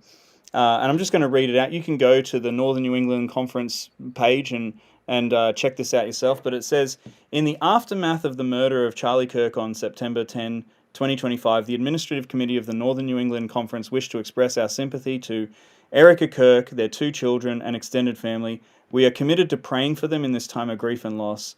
We affirm Charlie's courage and commitment to the Christian faith, biblical marriage, strong families, sexual purity, and the Seventh-day Sabbath. Because of him, many people have been drawn to the truth of the Bible, including the seventh-day Sabbath. It is not our purpose to embrace or deny Mr. Kirk's specific political views, but rather to focus on biblical unity and our mission to proclaim the three angels' messages. Finally, we affirm all who love God and country. God has worked for all people, and his footprints in the history of America, including its Constitution, are bulwarks supporting liberty of conscience. Revelation 12 shows that God raised up this nation as a refuge for his people and a launching pad for the gospel. Revelation 13 warns of changes to come that shall deny the First Amendment rights of all Americans. Revelation 14 includes an urgent warning not to blend church and state. We grieve the deaths of those who seek to stand for religious liberty and free speech, however imperfectly, and are determined to continue the legacy that defends truth and leads souls out of darkness into the marvelous light of Jesus. Now, what I like about this, there's some things I don't like as much, but what I really like is that this was a unqualified expression of sympathy for a person who died in a public way that impacted millions of people. And that's how it should have been done. This is, bravo on this to do that. I think that there was an element of, bringing the eschatology of the Adventist Church into that. I don't know that was necessary in this particular statement, but, and what I would have liked to have seen, when it says, standing for Christian faith, biblical marriage, strong fence, it's not until the very end where it says the light of Jesus. I just would have liked to have seen, he stood for Jesus as a personal Lord and Savior. He stood for Jesus in a relational way, not in a theological way, but he was Charlie's hero, and that's who he lifted up. I think a lot of the reactions of Seventh-day Adventists have centered around the Sabbath. He said some positive things about the Sabbath, whereas I'm like, yeah, but I listened to how he talked about Jesus, and I'm like, that's what made me come alive. Yeah, the Sabbath's part of that, but he really had he talked about his personal faith, reading the Bible daily, praying daily, having personal piety and a relationship with Jesus. I would have liked to have seen that a little bit more, but that's a generally good statement. Now I'm going to move over to the Central States Conference of Seventh-day Adventists. And this one got bandied around, at least on people who I follow. And I'll read it out, and then I'll comment on why I think this is not how you do a statement of sympathy. So this was released actually earlier than the other one. On Friday, September 12, 2025, Kristen Josiah, president of the Central States Conference of Seventh-day Adventists, posted via social media, "As a Christian leader, I unequivocally condemn murder, hate speech, racism, sexism, and all other forms of discrimination. I promote unity, love, justice, and humility. #God is not mocked." As a conference leadership team, we fully support and agree with that statement because it is both biblical and spiritual. He has shown you, O man, what is good, and what does the Lord require of you, but to do justly, to love mercy, and to walk humbly with your God. Micah 6:8. The statement is biblical because Paul declares there is neither Jew nor Greek, there is neither slave nor free, there is neither male nor female, for you are all one in Christ Jesus. Any person or entity that does not teach or practice this principle and intentionally seeks to divide God's children instead of uniting God's children are not true representatives of what it means to be a Christian. The statement is also spiritual because Paul emphatically says, "Do not be deceived, God is not mocked, for whatever a man sows, that he will also reap."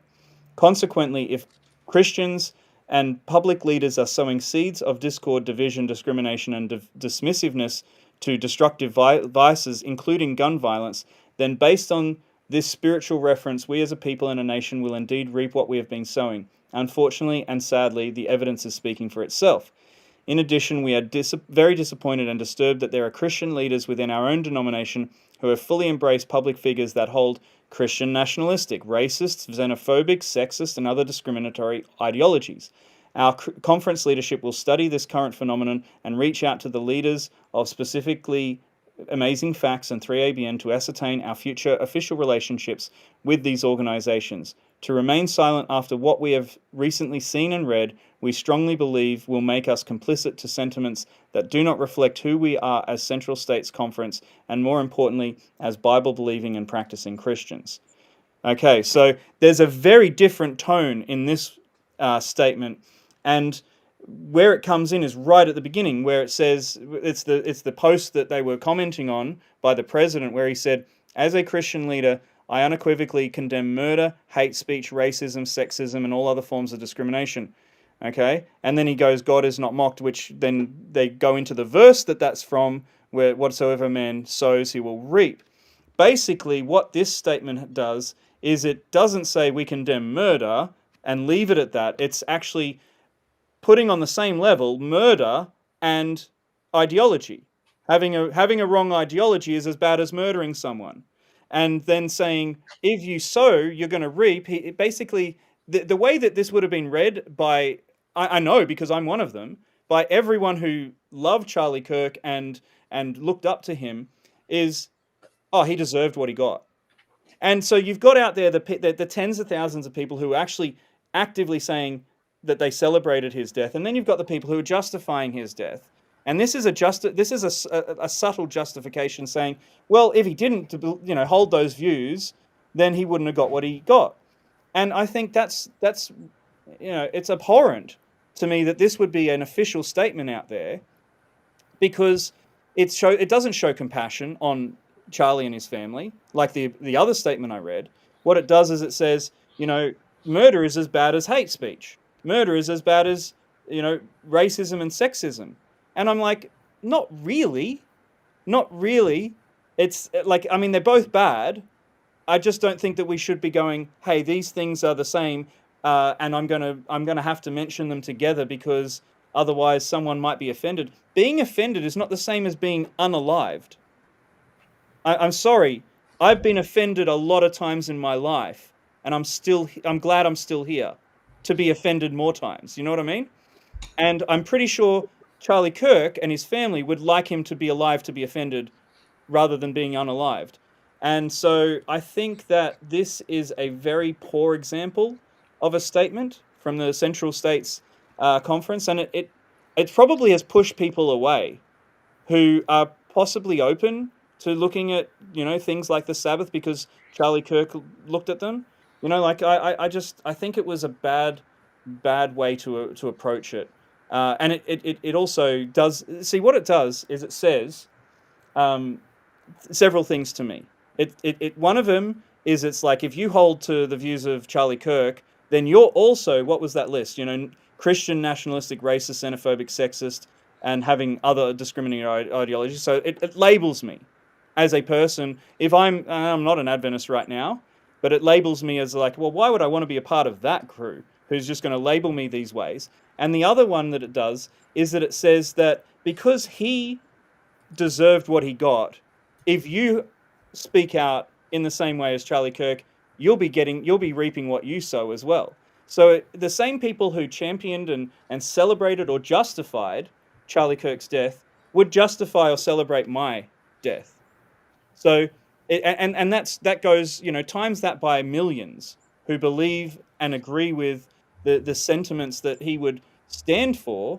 And you've got now a problem. If you're a church that wants to win the world, you're now just carved off a whole bunch of the world that you're like, no, except you guys, except you people over there.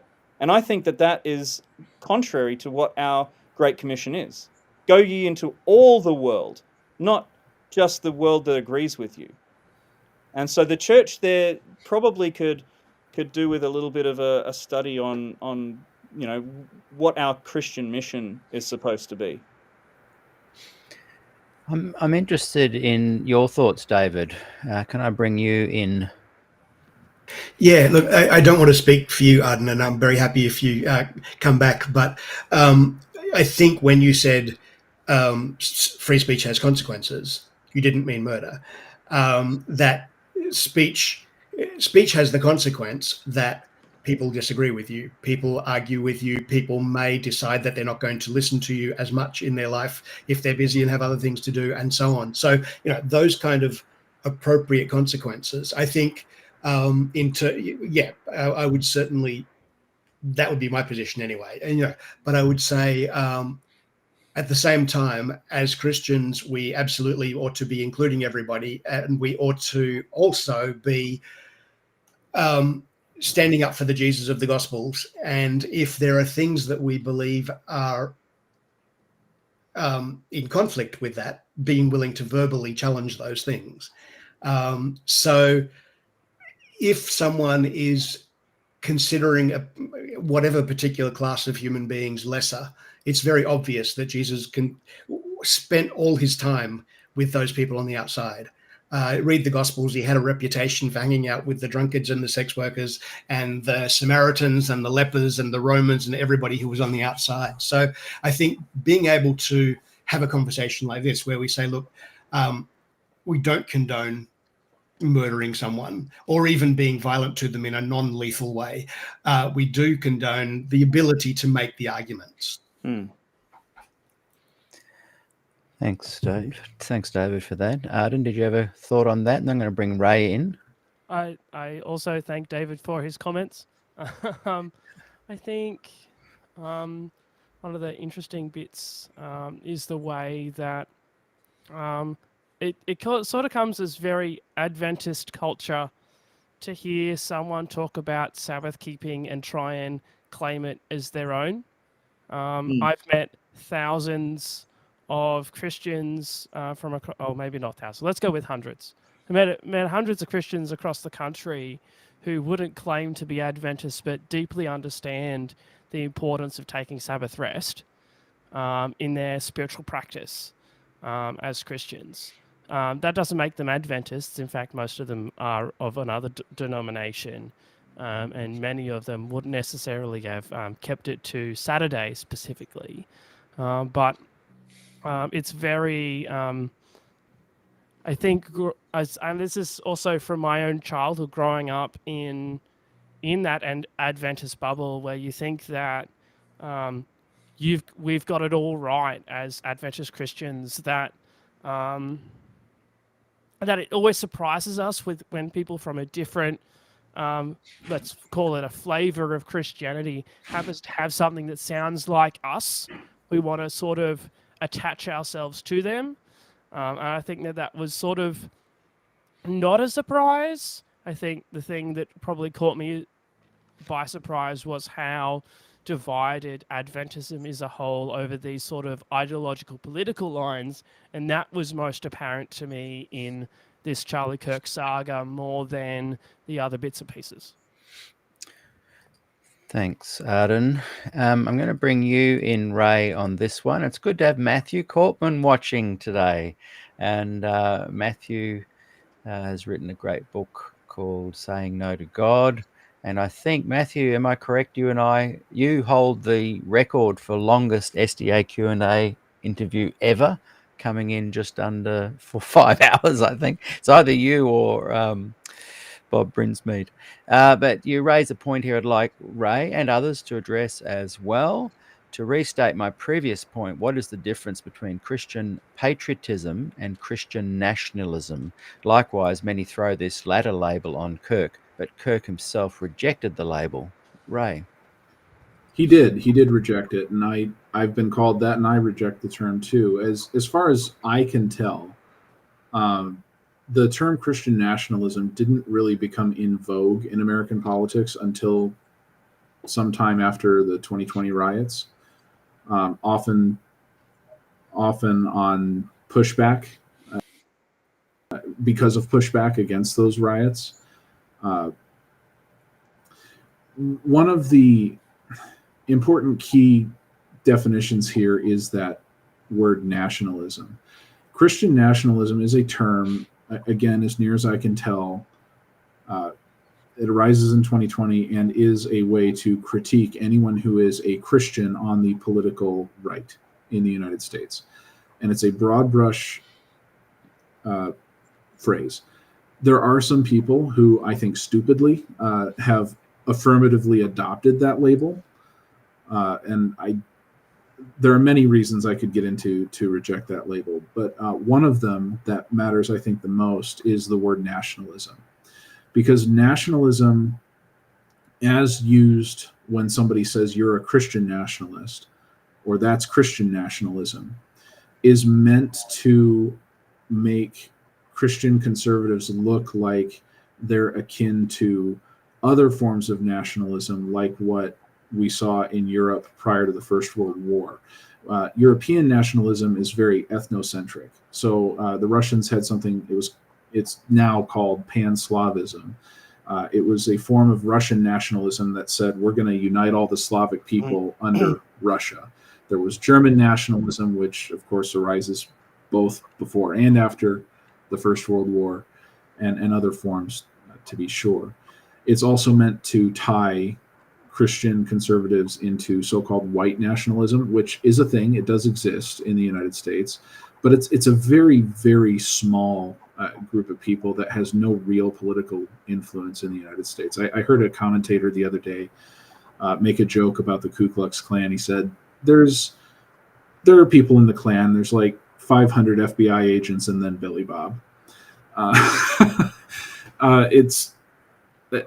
If you don't understand the joke is these organizations, yes, there are vestiges of them still around, but they don't have any real significant influence in American politics, despite some of the rhetoric out there. Interesting. Nationalism also, before the term Christian nationalism arises in American politics, American nationalism is a term that sometimes was applied to conservatives or conservatism. And in that context, it means something different. It doesn't mean ethno-nationalism. It means the American nation. Our fundamental motto that we adhere to is E pluribus unum, from many one.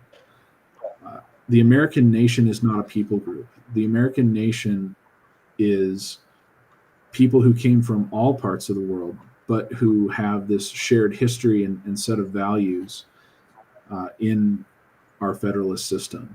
And those values can be different from state to state.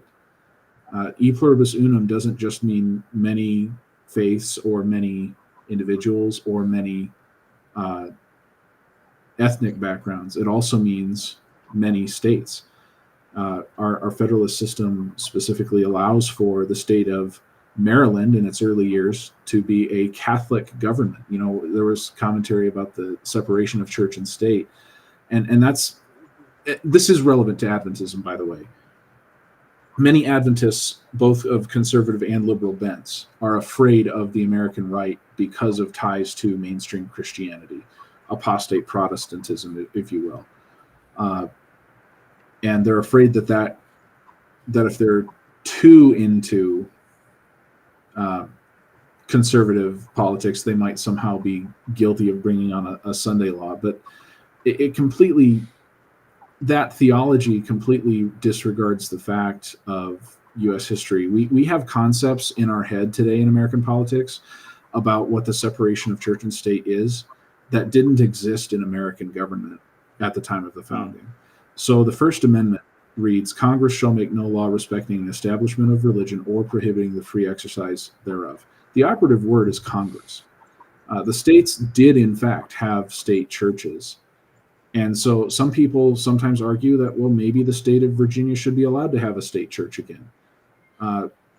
That's not a common point, but it does come up sometimes. And that sounds like, oh no, you're blending church and state. And people are very afraid of that when actually that's what our federalist system is it allows us to say we can have differing values to varying degrees at the state level.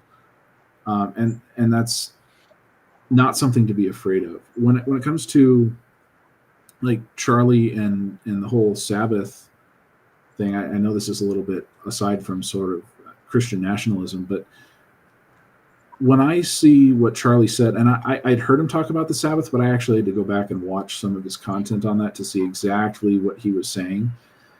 And it was very clear to me that Charlie was somebody, you know, right, wrong, or indifferent. He was somebody who was on the go 24/7, 365, and then some. And he had a very common belief from American Christianity, which is, this is just what we do as Christians. We go to church on Sunday. We don't keep the Sabbath, blah, blah, blah. Adventists sometimes criticize American Christians for not really knowing their beliefs or the Bible. And that's a valid criticism, actually, where a lot of Christians don't really fully understand their theological views and their church's views. And Charlie, by his own reckoning, was one of those people. and he was introduced to the concept of Sabbath. And for somebody who was on the go like he was constantly and was losing sleep, losing time with his family, taking a day out of the week where I'm not going to look at my phone, I'm not going to do politics, I'm just going to spend it with my family, that would be a godsend. And by the way, that is a Christian idea. It is not contradictory to the concept of the new covenant to take Sabbath rest. Somebody, forgive me, I forget who said this, but somebody pointed out that Arden, I think it was you, other flavors of Christianity sometimes say things about Sabbath and rest that sound Adventist. Well, Miles Christian gets this exactly right. That's because the Adventists borrow all of their Sabbath language from Sunday observant Christians who see Sunday as the Christian Sabbath. And although, yes, many evangelical Christians, myself included, do not see the Sabbath as a binding command, that doesn't mean that we don't value or prioritize things like rest as a part of our Christian walk, whether that's a literal 24-hour period from Friday night to Saturday night or Sunday or something else. Taking time to rest and reflect and spend time with God, that is an essential to the Christian life. And I love Charlie, and I disagree with him about the Sabbath because slightly, because he would take it and say, well, this is something we absolutely should do Friday night to Saturday night. And I'm not quoting him, I'm paraphrasing, but that's how I understood him to mean. And then I see the SDAs out there quoting his Sabbath arguments, and I'm just sitting here thinking, au contraire, mon frère, that is not what he said. Because Adventism, I should say, has a lot of theological ideas tied to the doctrine of Sabbath keeping. Because for Adventists, it's not just, I'm going to observe the seventh-day Sabbath. That's okay. Christians do not object to that in general. The Bible doesn't object to that in general, or at all, frankly. The New Testament, I mean. The significance of the Sabbath for an Adventist, it deals with things like Sunday laws. Maybe I mentioned that already, but the point is there's all these other ideas tied up with it that Adventists import. So when they brand Charlie as, see, he kept the Sabbath, we keep the Sabbath, if you want to be like Charlie, you should come check us out, is entirely disingenuous, because whatever Charlie thought was important about the Sabbath, it was not the seal of God to him. It was not separate and apart from going to church on Sunday. He still went to his Calvary Chapel church on Sunday. He still went to Catholic Mass with his wife Erica, who's Catholic. I don't know if it's true that he was actually praying the rosary. That there's that picture out there of him holding a rosary, but either way, he was still going to his Sunday church, so to speak. So he very much had a different set of ideas, and I'd love to read his book if it ever actually hits the shelves. But he had a very different set of ideas from what Adventism puts forward. And probably stuff that Adventism could learn from a little bit as well, rather than just, 100%. I think I agree with you. There's a disingenuous way. I've seen the posts kind of condemning Charlie. I've seen the posts trying to utilize Charlie. And then what has hit me the most is the ones of people who are just expressing, hey, this guy impacted my life, in a positive way. That's, I've seen people who've decried Charlie, like people like Nathan Brown here in Australia, who've posted and reposted stuff to try and say, this guy is, believed horrible things. I'm like, you never posted anything about him before he died. It's only after he's died that you're kicking the man. And I'm like, why do that? Like, just stay out of it. If you never had a horse in this race before, you don't need one now. We don't need to hear that. But there's opportunism that's happening on both sides of this.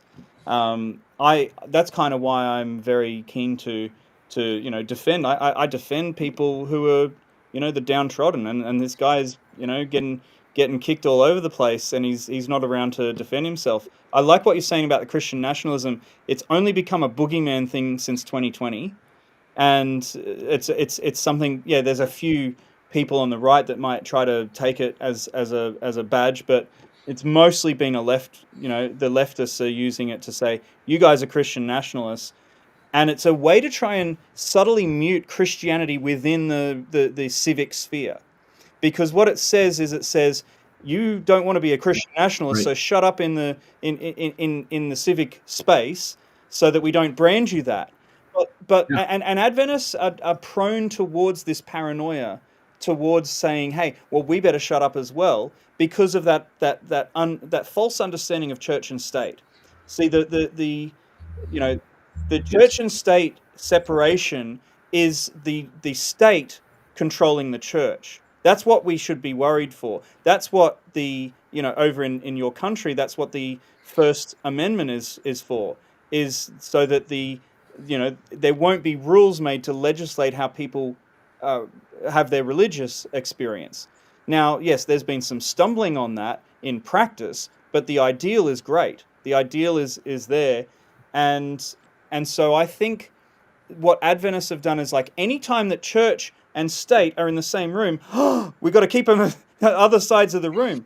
Whereas my Jesus said, you are to be the salt of Yes. the earth. And that's the whole earth. That's in every, like, some people have said, oh, what about this 7 mountain, movement, 7 mountains of influence? I believe that Christians are supposed to have influence in the education sphere, in the healthcare sphere, in the political sphere. Look at the Bible.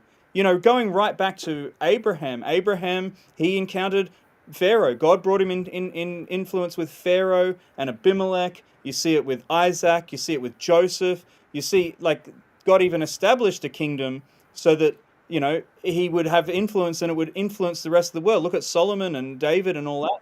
You have a look at, when the exile was on, you've got Daniel, you've got Esther, you've got Ezra and Nehemiah in the court of kings in Jesus' time. Paul, you've got John the Baptist, who's got the opportunity to influence Herod. You've got Paul, who appeals to Caesar.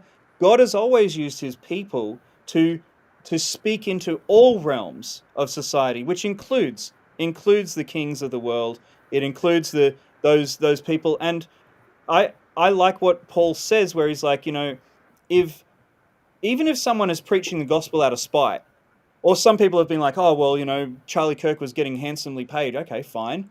But, like, even if he is, even if he's well compensated for going around to these people, a lot of that money was actually for security, which, unfortunately couldn't stop a sniper's bullet. But, even if someone's doing it out of spite, I'm glad the gospel's being preached. I have friends in denominations from Catholicism through to Pentecostalism, and I don't agree with them on everything they say, but I'm glad that Jesus is being preached at the pulpits every Saturday or Sunday, wherever they are. I think that could be something that we as Christians could go, yeah, don't agree with everything he says, but I'm so glad Jesus has been uplifted over there. And so this Christian nationalism is an attempt to mute the Christian voice in certain spheres. And I reject the label. And he did too. He very rightly so. Yes. And I think it's important to point out that part of the effect that we are seeing in the United States is that Christians are no longer allowing themselves to be silenced in the political sphere. I mean, I've heard politicians from both sides of the aisle, Democrats, George W. Bush, Barack Obama, whoever, pay lip service to religion and religiosity. And I'm not passing a value judgment when I say that. I'm really not. Whether it's Obama or Bush or whoever, they have whatever their belief systems are.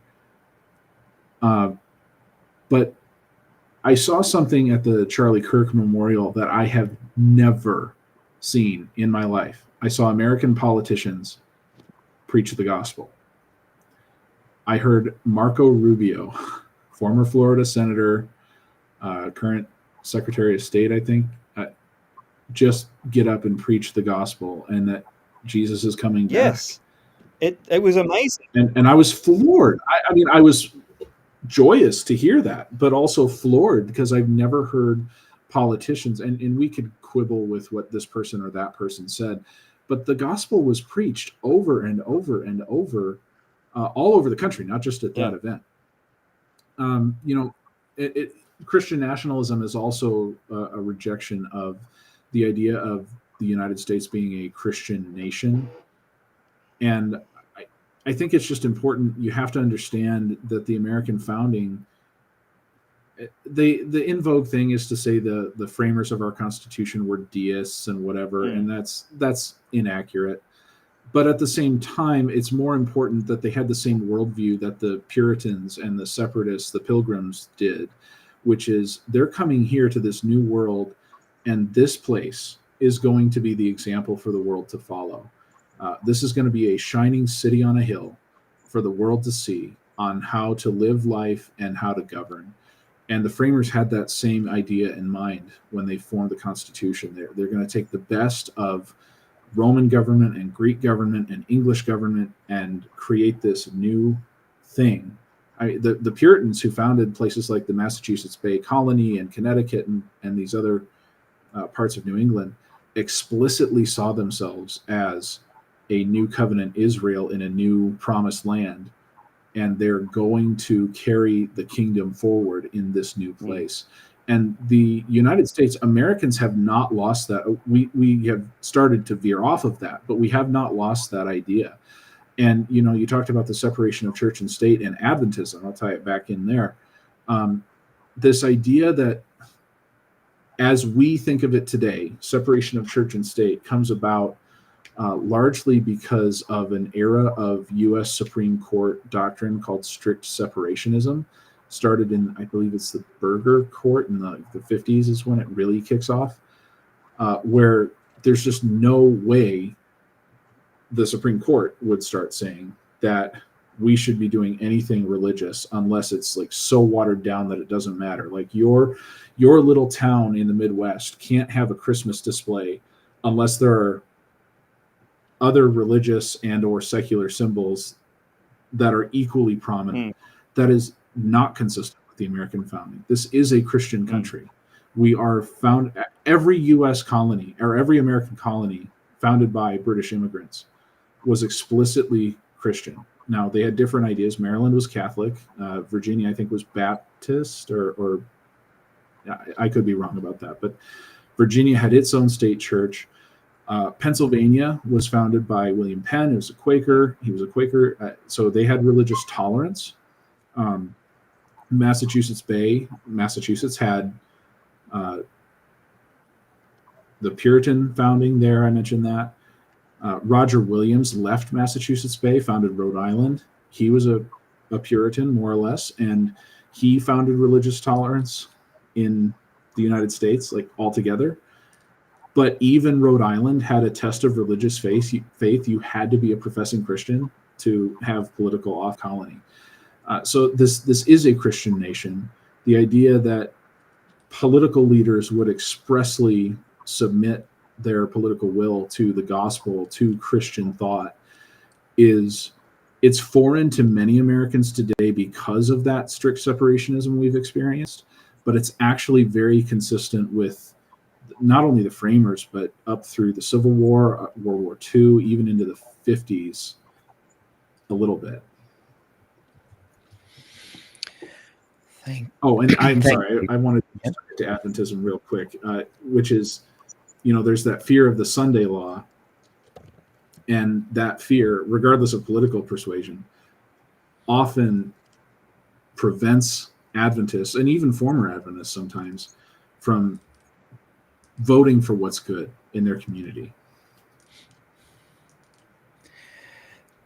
Thank you, Ray. I'm just going to read from a comment over on Facebook. We've got a lot of people watching over there as well in our private group. Frank Merendino says, as a representative of the federal government, that isn't Marco Rubio's job. He is not to promote the establishment of religion. That's what he did in official capacity. Can I This is respond to not. that? Yeah, I'll just finish his thing. This is not Sure. new covenant Israel. God has made no covenant with any nation on earth. This is so misguided that it's breathtaking. The founding I wasn't fathers who saying that, wrote our Marco. foundational documents were largely deists. The idea that a modern pluralist nation must be Christian is a recipe for trouble, largely for religious minorities. And you get to answer back to that.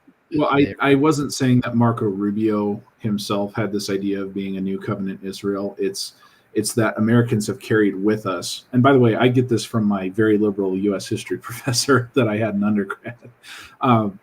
But Americans carry the idea with us of being this shining city on a hill. It's not that they necessarily carry forward the Puritan idea of being the new covenant Israel, so to speak. To clarify that, and also, it may not be the role of the Secretary of State in general to preach the gospel, but that is fundamentally different from. It's something he's allowed to do, by the way, just in general. Yeah. But that's very different also from establishment. This is a fundamental misunderstanding even American conservatives sometimes have about the establishment clause of our First Amendment. The establishment of religion, when I say this is a Christian country, that is not an affirmative statement for establishing a Christian church as our national religion. That is what establishment is. That is not what anybody is advocating. Establishing a state church at the state level, I think is constitutional. I would disagree with doing it, but it's establishing a state church is you're taking a theological stance. You're saying this state or this government is going to be explicitly Anglican, Baptist, Methodist, whatever. Yeah. Saying that we have a Christian populace is not an establishment of religion within the meaning of the First Amendment. It's more than that. So this to tie it back to something that we've talked about a lot, Peter. You've talked about the two Adventisms, and one has like a birthright to Adventism, and the other one is kind of trying to change the essential DNA of Adventism to be what they want it to be. We've talked about it. That's kind of what he's saying in the U.S. being a Christian nation. From its DNA, from its founding, there were Christian presuppositions like the equality of all. Even if it wasn't perfectly manifested, it was allowed that space to grow over time. But these Christian ideals were a part of it, and they, to have the U.S. as the U.S. is to preserve the idea that those were a part of it historically, as part of a Christian nation.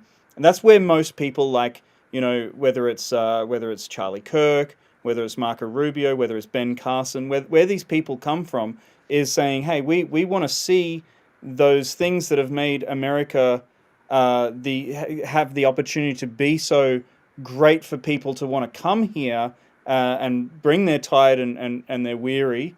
We want those things to continue flourishing. And so, it's like this Christian nationalism. Like, let's stop once you throw a label and put people in a box, dialogue starts to end.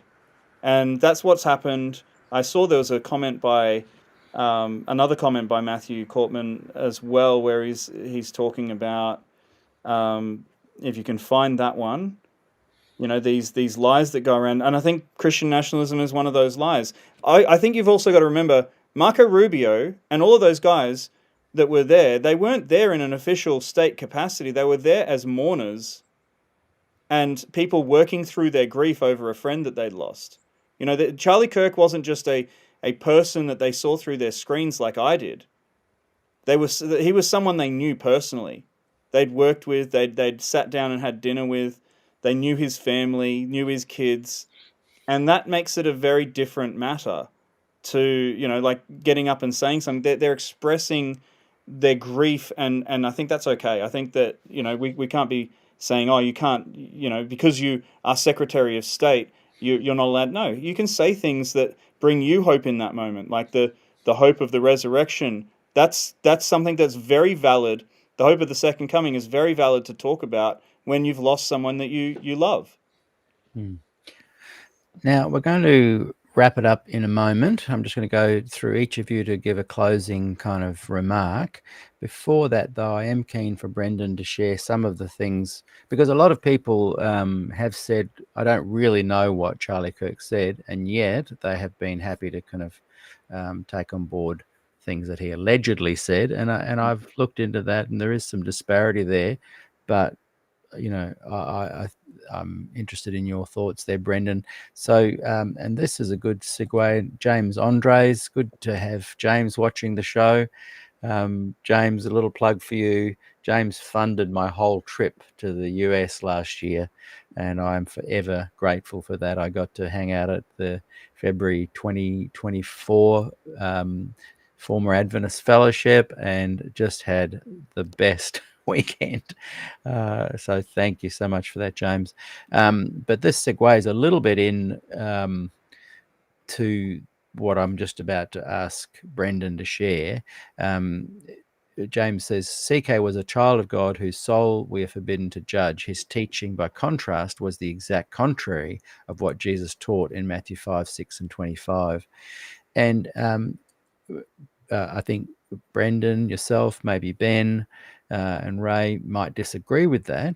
Brendan, over to you just to share your thoughts on some of the things that people may have gotten wrong about Charlie and have jumped on and kind of expanded into an area of thought that is not actually what his intention was in some of the things he said. Give us a few of those, a handful of those, and then I'm going to hand it over to each of you to do a little 2-minute wrap up. And just before you do that, I just want to give a big plug. One of the great joyous things I have with this show, with over 9,000 people we have access to every week, is that every Thursday night, 6:30 p.m. Pacific time, and every Friday morning Australian time at 11:30 a.m., we have a gospel good news fellowship show. Now, I think I might have brought up the wrong one there. Sorry, you can check that one out too. I'm just bringing it up because I would love you guys to join us tomorrow. And this particular, here we go. Good News Fellowship. Every week we meet, and of all the the 9,000 or so people that have access to SDAQ&A, we've got only 100 or so people meet for this weekly program, and it's an absolute joy for me to sit there and I know that David Geelan has done a presentation for me there. We've had well over 50 presentations, and each week they are about the teachings of Jesus as found in the Gospels and beyond. People speak on other topics as well, but it is a fantastic little joyous community that just looks at the good news of the gospel. And I just want to encourage everyone to join us tomorrow for that gathering. You do need to look on YouTube, because we don't go live from here anymore. We go live from our own channel, and it's at Gospel Good News Fellowship there on YouTube. Go and subscribe, go and join, come and hang out with us. We just totally immerse ourselves for 1 hour in the good news, and it's a really wonderful experience. So just a little plug for that. And now, Brendan, share with us some of the areas where people may be getting Charlie Kirk out of context, and then just give us a few minutes of that, handful of examples, and then we're going to say farewell. Okay, so I've aggregated a lot of these as well, as I've been watching people attacking his character and teachings. Probably the most prominent, I'll just mention some of the most prominent. One of them is the black pilots. And just to give you, he had a podcast. He had several podcasts. There was a Charlie Kirk show. There was another one that he did with several other prominent conservative voices like Jack Posobiec, where it was called Thought Crimes. It was every Thursday night, I believe, in the US. And it was called Thought Crimes, where they would say things that were a little bit more, you might say, provocative, in the sense of going, hey, let's question some of these hidden taboos that we're not allowed to talk about. And so some of these actually originated there. Some of these things that have been compiled originated from things he said on that particular podcast. And so the Black Pilots one is one of them, where he says, if I was to be getting on a plane and I was to see a black pilot, I would be wondering, is that person qualified? And that's the soundbite that's been taken, and you probably heard that one. There's a context to that, and it goes back to the DEI issue. It actually, they played a clip in the original podcast. I went and listened to it. In the original podcast, they played a clip by a United Airlines president, the CEO of United Airlines, who at the time had said, and it was actually, if you watch the interview, I actually went and found the interview as well. Maybe I'll post that as a comment on the link as a comment on the video that we do on in the Facebook group at least. But the CEO is saying that in their flight school, they are aiming for 50% to be people of color and women and minorities. And that is, what Charlie advocated for was meritocracy over immutable characteristics like skin color and melanin count and gender. He advocated for people should get a job because they're the best at the job, regardless of what they look like. They look like. And so he was saying what this does is it brings the question that he doesn't want to have. He also used the example of a surgeon as well. He wants the best person to operate on him, not a person who's just there filling a quota.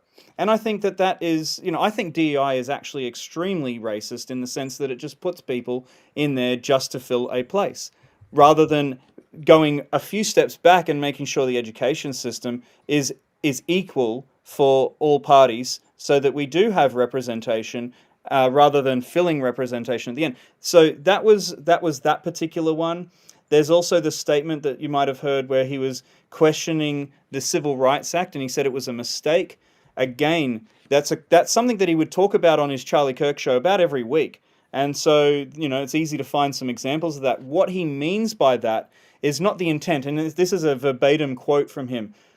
He was not talking. He was talking about, quote, the present reality, not the ideal. The reality of the Civil Rights Act and how it is being used is making it harder for us to pursue excellence as a society. He liked the ideal of the Civil Rights Act, as in equality. He did not like how it had been used in a sense of DEI, affirmative action, filling quotas, which disproportionately doesn't just affect white people. So there are examples of people who have a perfect, GPA and miss out on a spot in an Ivy League university because of someone who is from an underrepresented group. Now, that doesn't just affect white people, it affects Asians as well. Asians have much higher test scores, and so they were getting beaten out. So it's not about skin color, it's about merit. Okay, and there's also where he talked about how Martin Luther King Jr. was not, he dared to question the mythical status of Martin Luther King Jr. Now, he did that on a podcast largely with a black person, an African American. His name, if I can remember it, let me just get his Chad O. name. Jackson. Sorry? Chad O. Jackson. No, it wasn't Chad O. Jackson. It was Vince Ellison Everett, I believe. There might have been Chad O. Jackson as well, but the one that I listened to, and I listened to the whole thing to see whether there was anything. It wasn't about racism. It was just questioning the history of Martin Luther King Jr. And he says that positive things, he did positive things, but we've got to not lionize a person, which I think also applies to Charlie Kirk as well. We've got to realize, and I'll give you a couple of examples of things that I think were probably a little bit too far. One of them was where he talked about Nancy Pelosi's husband after he was attacked. He said, someone from the Conservatives should go and bail this guy out. Now, what he was meaning there was every time a person from the left does a crime, they get bailed out by these charitable funds that bail people out because of their skin color. And it was a tongue-in-cheek thing that didn't need to be said. Someone go and bail out Nancy Pelosi's attacker. And so that I thought that was probably in poor taste. Another one was, calling for Biden to get the death penalty. when it comes to the death penalty, he was basically saying, well, Biden, in his view, had committed treason by opening the borders and allowing people to die from fentanyl, die from violent crime through people who are coming in unvetted. And he was again being provocative. Didn't need to be said. Could have been withheld. The other one that's prominent is the calling. Within a specific context, he has said that some people have lacked the brain cells for their jobs. The main context Can you is clarify the full sentence, please? which one? Because I believe the full sentence was that black women weren't smart enough for their roles, including Michelle Obama. Okay, that one I have not seen that one. And I've looked so hard for that one. It's him actually saying it. Okay, it might have been attributed to him, but I have not seen him having said black women are not smart enough for their jobs. He was speaking about a singular black woman, and it wasn't Michelle Obama. It was Ketanji Jackson Brown. It was the newest Supreme Court nominee, justice. And it was within the context when she was a nominee, and it's because she couldn't answer a question during her congressional questioning about what is a woman. So he's like, how can this person become a justice on the highest court in the land if they cannot say that if she cannot answer what a woman is? So there was a context behind it. It wasn't all black women, all women in general, which is the way that it's been portrayed falsely by the people who have been putting these quotes together and manipulating them. It was within a context, and I personally have Context read, of DEI. it's in the context of DEI. DEI, yeah. I've personally read. Joy Reid actually was in that conversation with Michelle Obama. So yeah, Okay, I've heard of that one. it's when it comes to Ketanji, the newest Supreme Court justice, I've read her dissents and her concurrences. They are of a lower standard than the other justices, including people like Ruth Bader Ginsburg, who I don't agree with. I don't agree with politically, but her level of writing and defending or objecting to what was going on was of a very high caliber.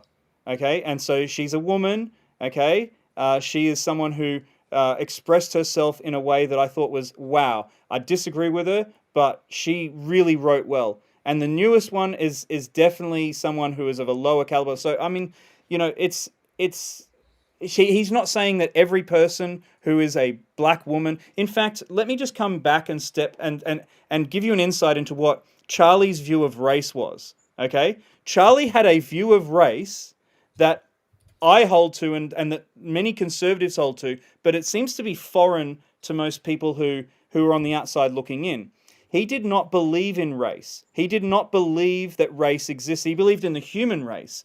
And he hoped to get out of the divisive racial categories that have been forced upon us since going back to Blumenbach in the 1600s. In the 1600s, 1700s was when they categorized races like Mongoloid and African and and Caucasian. That's when those categories were brought in, and then Cuvier and the French, the French naturalist movement and others came on and then went from categorization to hierarchical system where Caucasian was at the top and Africans were at the bottom. And so Charlie Kirk wanted to move away from the idea of race to, which is what I think, if you look at what Martin Luther King Jr. said, was, content of character over color of skin.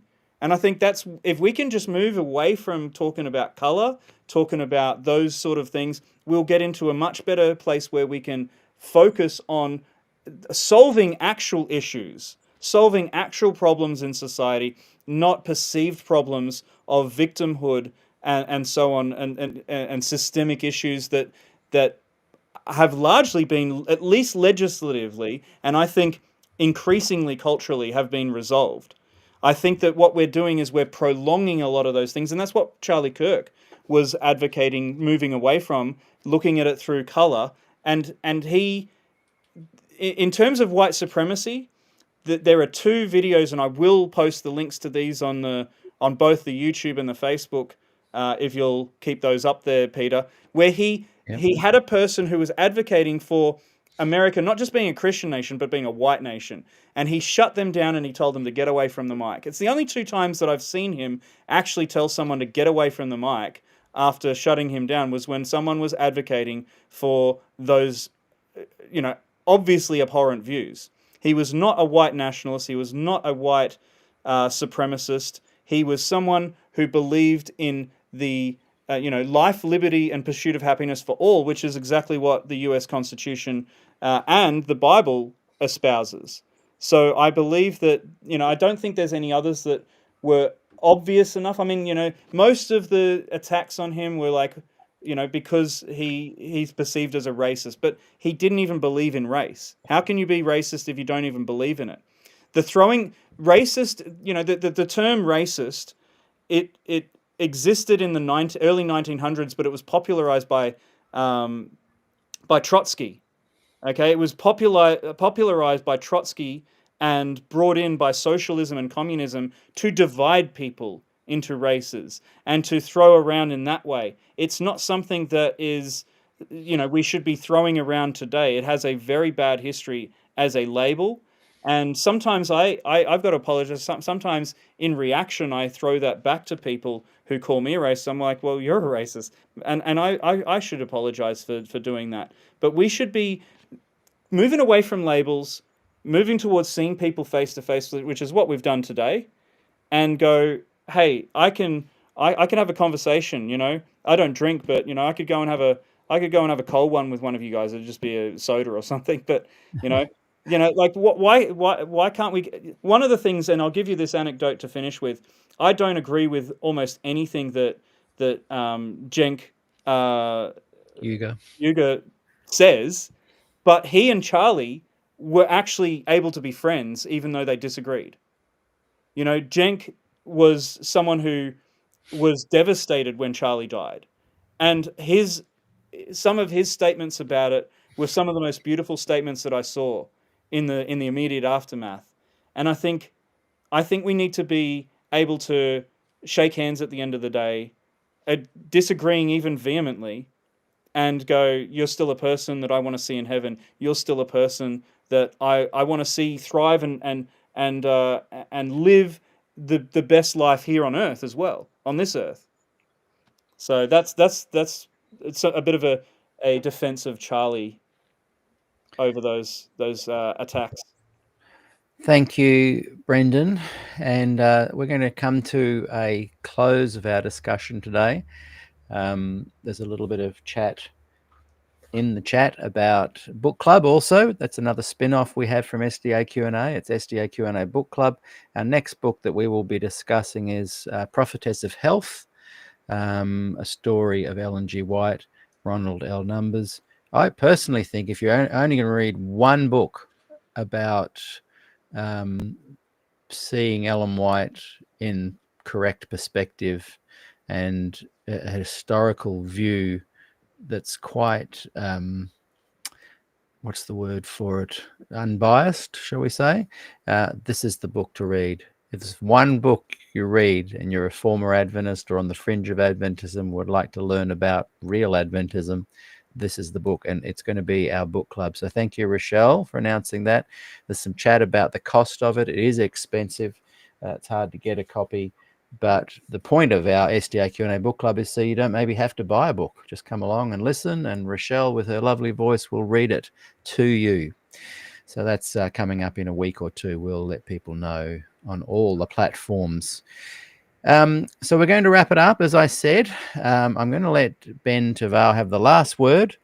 I feel that being the only actual Adventist member here, he deserves the right to close today's program and to share his summary. But I know that Ben is someone in our interview, we chatted about this, where there's all this discussion about politics and theology, but where does the rubber hit the road?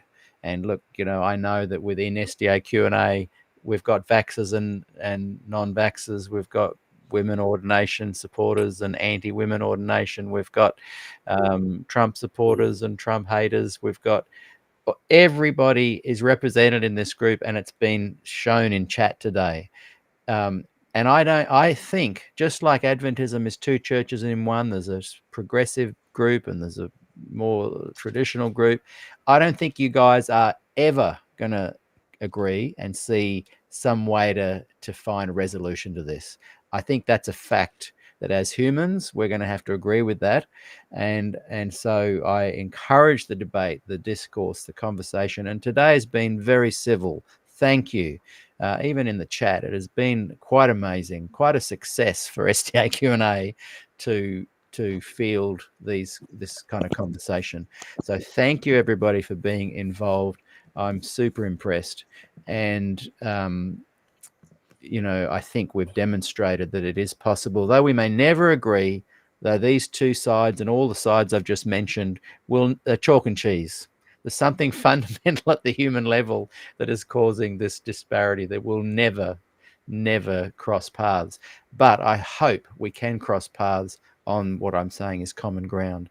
And one of the things for this community that I've sensed is common ground, the teachings of Jesus from the four Gospels. You can go into Paul, you can go into Daniel, Revelation, you can do all of that. But the teachings of Jesus, and I think David mentioned earlier that he's perhaps more on the agnostic kind of frame. David is welcome and can find great solace in a group of people that talk about the teachings of Jesus, because guess what? They're pretty good.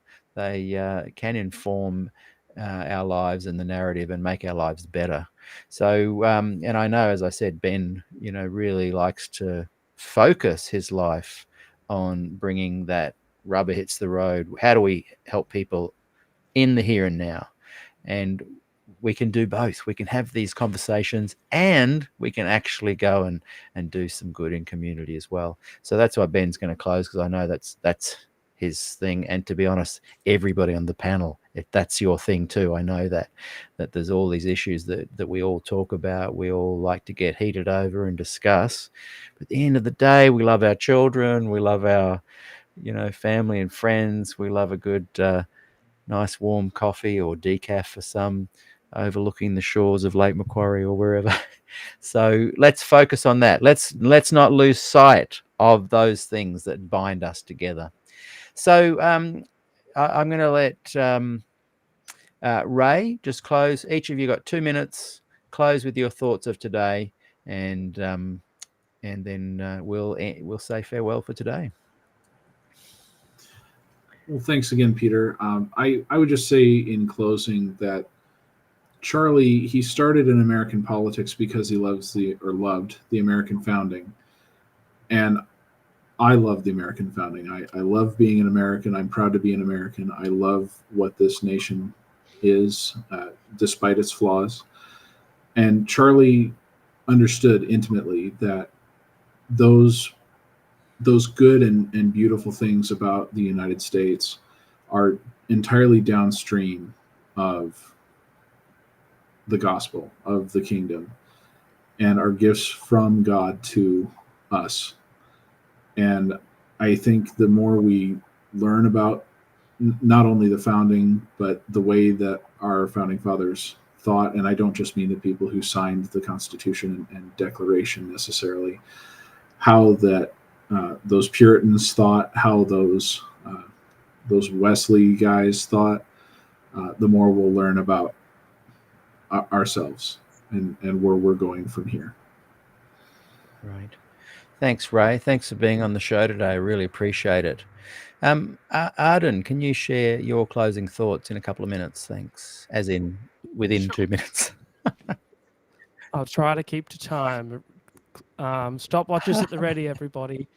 I think there's a couple of things that I wanted to sum up that I didn't get a chance to mention earlier. I think the first thing was that Jesus spoke of very often about the kingdom of heaven, and that was a kingdom that was not of this world. It wasn't of kings and presidents. It was about a community of believers and something that we can be part of now.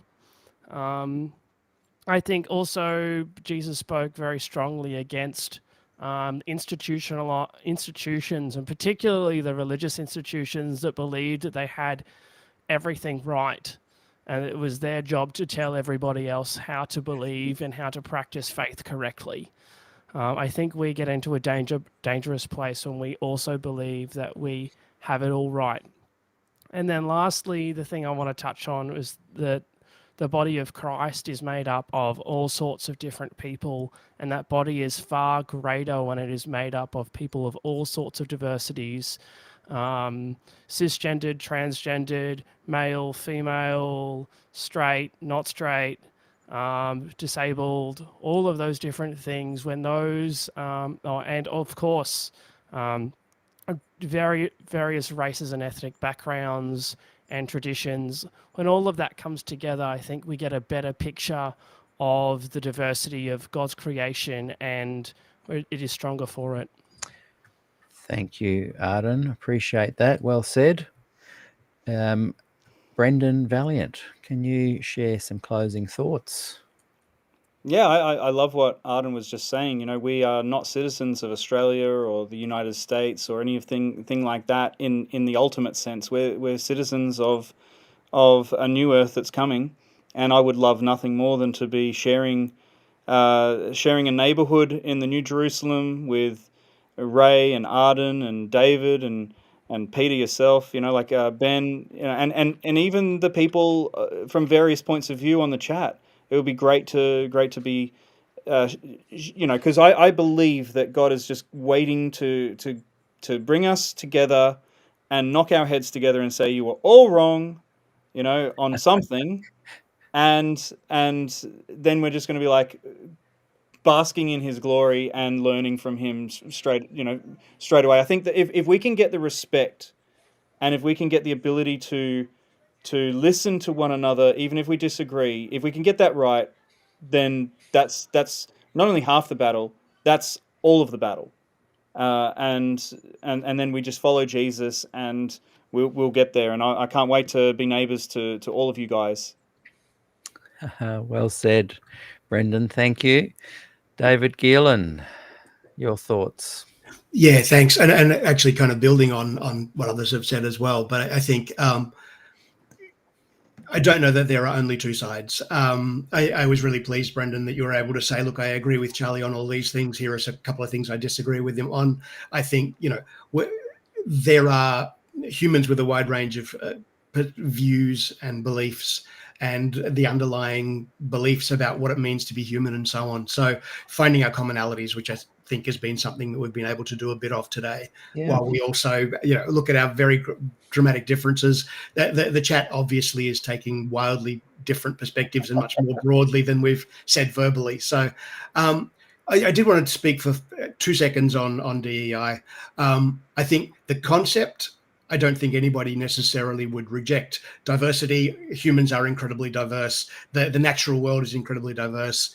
Equity, we would like equal opportunities, and inclusion. Jesus included everybody, as I mentioned earlier.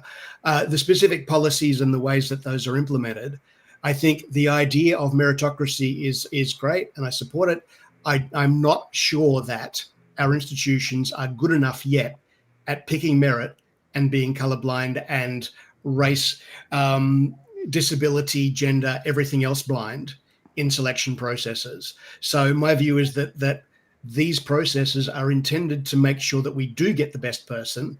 If the best person is that person who the all straight white selection panel don't necessarily recognize because it's not like them. Right? I'm a full professor. I've hired lots and lots of people for lots and lots of jobs in universities.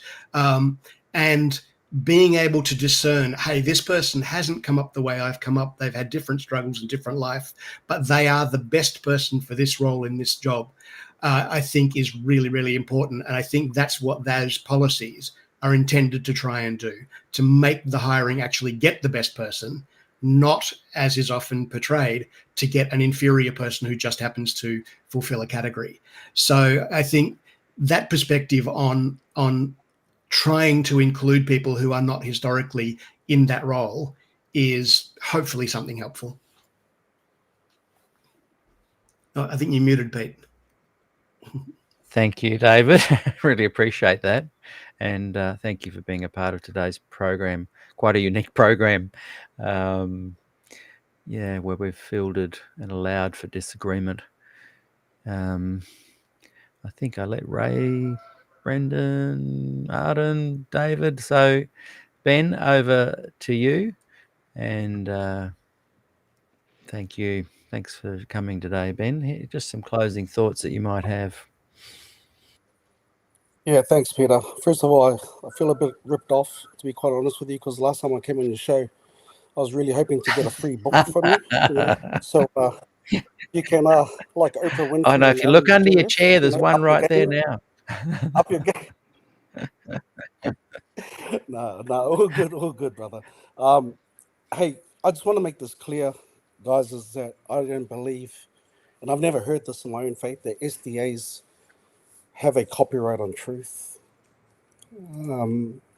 I don't think all SDAs will be in the kingdom of heaven, to be quite honest with you. Being a minister of the past 17 years, and yeah, I just don't believe that. And I believe, like the faith on the cross, Martin Luther, people didn't understand the Sabbath. They will be in the kingdom. But according to how we understand scripture and prophecy as Seventh-day Adventists, there will become a time before Jesus comes back where we have to make our faith evident and obvious to all people. And that's a different conversation. It's called the Sabbath seal, choosing God because we love God. And because we love God, we will show that in tangible ways. So I just wanted to make that clear. But I am encouraged today, Peter, and I want to thank you for this platform, that we can come together like this. And I actually learned a lot today, and I'm really grateful about that. I will leave encouraged, learning something new. And I hope that we all take that same kind of attitude, because that's what it's all about. We are all on a journey, guys, into understanding this great big God of ours, and I think it's going to take all of eternity. This is my belief, to understand the love of God. And so for any one of us to come here and say, hey, this is absolute truth, is arrogance. And so I want to apologize if any of our SDA people came across and saying, hey, we got the truth, this is it, or I'm the remnant, and that sort of spirit. As a minister of the gospel, I want to apologize for that, because that's not what I believe Adventism is all about. And we are all on a journey, and if I never get to see you guys again, I pray that I will see you guys in the kingdom. Can I just say just one more thing too, because you asked the question, Peter, was there anything that Charlie had said that was out of context, or that people claim him to be that was out of context? And I was just watching a clip of him last night on Facebook, which is a good resource, by the way, not really, on how people were claiming him to be a homophobe. And I saw him on stage in this clip actually rebuke this right-wing Christian guy who was talking about how, people of not the same, I guess, sexual orientation will be in the kingdom and so forth. And he rebuked him like I've never seen another guy rebuke. He goes, hey, just because I don't agree, and I want to land on this, just because I don't agree with their lifestyle, and you guys may not agree with my lifestyle, and I'm pretty sure if you had a close look at my lifestyle, there's a lot of things you can't agree with. It doesn't mean that Jesus hasn't taught us that we need to love these people. We need to love each other through it. That's the spirit of what God's law is all about. That's what, for me, Adventism is all about. It's not about the letter of God's law. Yes, Sabbath is important, but how do we play that out in our families? How do we play that out in our marriages? How do we play that out in our relationships and our worship with God? How do we play out loving, the marginalized and the downtrodden? these are the things that I think that are most important to God. And so for me, Peter, I think the people who will be found in the kingdom of heaven are those who are sincere in their faith, who have a sincere relationship. And that just means that, that's between them and God. And who are on this journey into learning and into loving people. And I'm on that journey too. I'm learning how to love people that I don't understand and don't agree with. And I just want to land on that. I think that's the most important thing to God, to be quite honest with you, at the end of the day. And that's what I kind of saw in Charlie, that a lot of people don't see. And I was like, why the conflict? So, and I get it. There's a lot of stuff out there. There's a lot of sound bites and clips that are taken out of context. I get that. But what I've come to see in respect of him was that he spoke for what he stood for. He stood for what he spoke for, which is what I hope I do and my kids as well, in the spirit of who God is. And that we can all come to the table together and have some more of these discussions. What do you think one of the most influential positive takeaways has been for you encountering Charlie Kirk? Yeah, it was just that. He was a young guy, to be quite honest with you. He was a young guy, man. Like, he started, turning point at 18 years old. He died at 31. So he was a guy who had no, high education. He didn't go to university, but he just stood on his laurels. He stood on what he believed in, even though the way he communicated it was, yuck, and it came across wrong, which is what I believe a lot of people are taking out of context. But what I respected about him is that he stood on what he believed in. And because of that, he died for it. And that, I think, has sparked something in me, which is why I'm on the show. Usually I'm the guy who's just watching the show, from afar, and maybe even making some comments. But it really has stirred something in me. What do I believe in, Ben? What do I stand for? And who am I, like, in God? And this has been a journey of mine since then, and it's been real positive for me. So I'm on this journey into, finding out what I really, truly believe, what I stand for, and just open to have these discussions with you guys. And hey, I'm of a minority. I believe in meritocracy myself. I mean, I wouldn't be on this platform if I didn't. I worked hard. My parents, they worked in factories, I went through college, got a degree. I believe in hard work. And in saying that, I believe everyone else who does it, whether you're white, black, yellow, whatever you are, I think should have these types of platforms like you guys have, and then we can come together and we can wrestle with these ideas, because I don't think we'll ever stop wrestling with these ideas. But I just want to say, I don't know you guys, but I love you, man, and I'll see you in the kingdom. Okay? Thank you, Ben. Really appreciate your good. words there. Appreciate yours, Ray and Brendan, David, Arden. Thank you so much. I'm just going to close with a good friend of mine wrote this morning, possibly worried about how the show would go today. It's just a brief paragraph. He said, I'm interested to hear the discussion today. I can't really imagine what the division is about. A father died, and that is sad, and violence is never the response for disagreement. The rest of his views are things that can be discussed and disagreed with, but I can't believe people would celebrate his death. Hopefully no one is going to try and argue that point, and I can say no one has. And that's a success. And I think, I'm very proud of everyone today. We've stayed reasonably well on the rails. And just one last invite. Join us tomorrow, 6:30 p.m. Pacific time, Thursday, for Good News Fellowship, where you just gather together. It's a breath of fresh air. You'll love it, guys. I hope you can join us. You need to go and follow the YouTube channel there. at Gospel Good News Fellowship, and it's Friday 11:30 a.m. Australian time. And please, while we've got such a big audience, can you all just lean in and click the like button, whether you're on Facebook or Twitter or YouTube? If you just lean in and click like and subscribe, the algorithms on YouTube right now and Facebook are all about engagement. If they see engagement going on, they send this out to a bigger number of people, and we get to spread the SDA Q&A word further afield. So thank you very much. And thanks also to those who've made some donations. Appreciate that. That's paypal.me, Peter Dixon Music.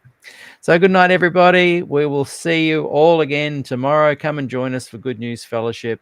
And once again, everybody in the comments, shoot up some big likes and love hearts and everything else. And thank yous to my illustrious and fantastic panel today. Really appreciated you guys coming on board. Thank you, Ben. Thank you, Ray. Thank you, Brendan. Thank you, David. Thank you, Arden. Great to meet the rest of you. Great to meet you guys. It's been great. See you all soon. Bye for now.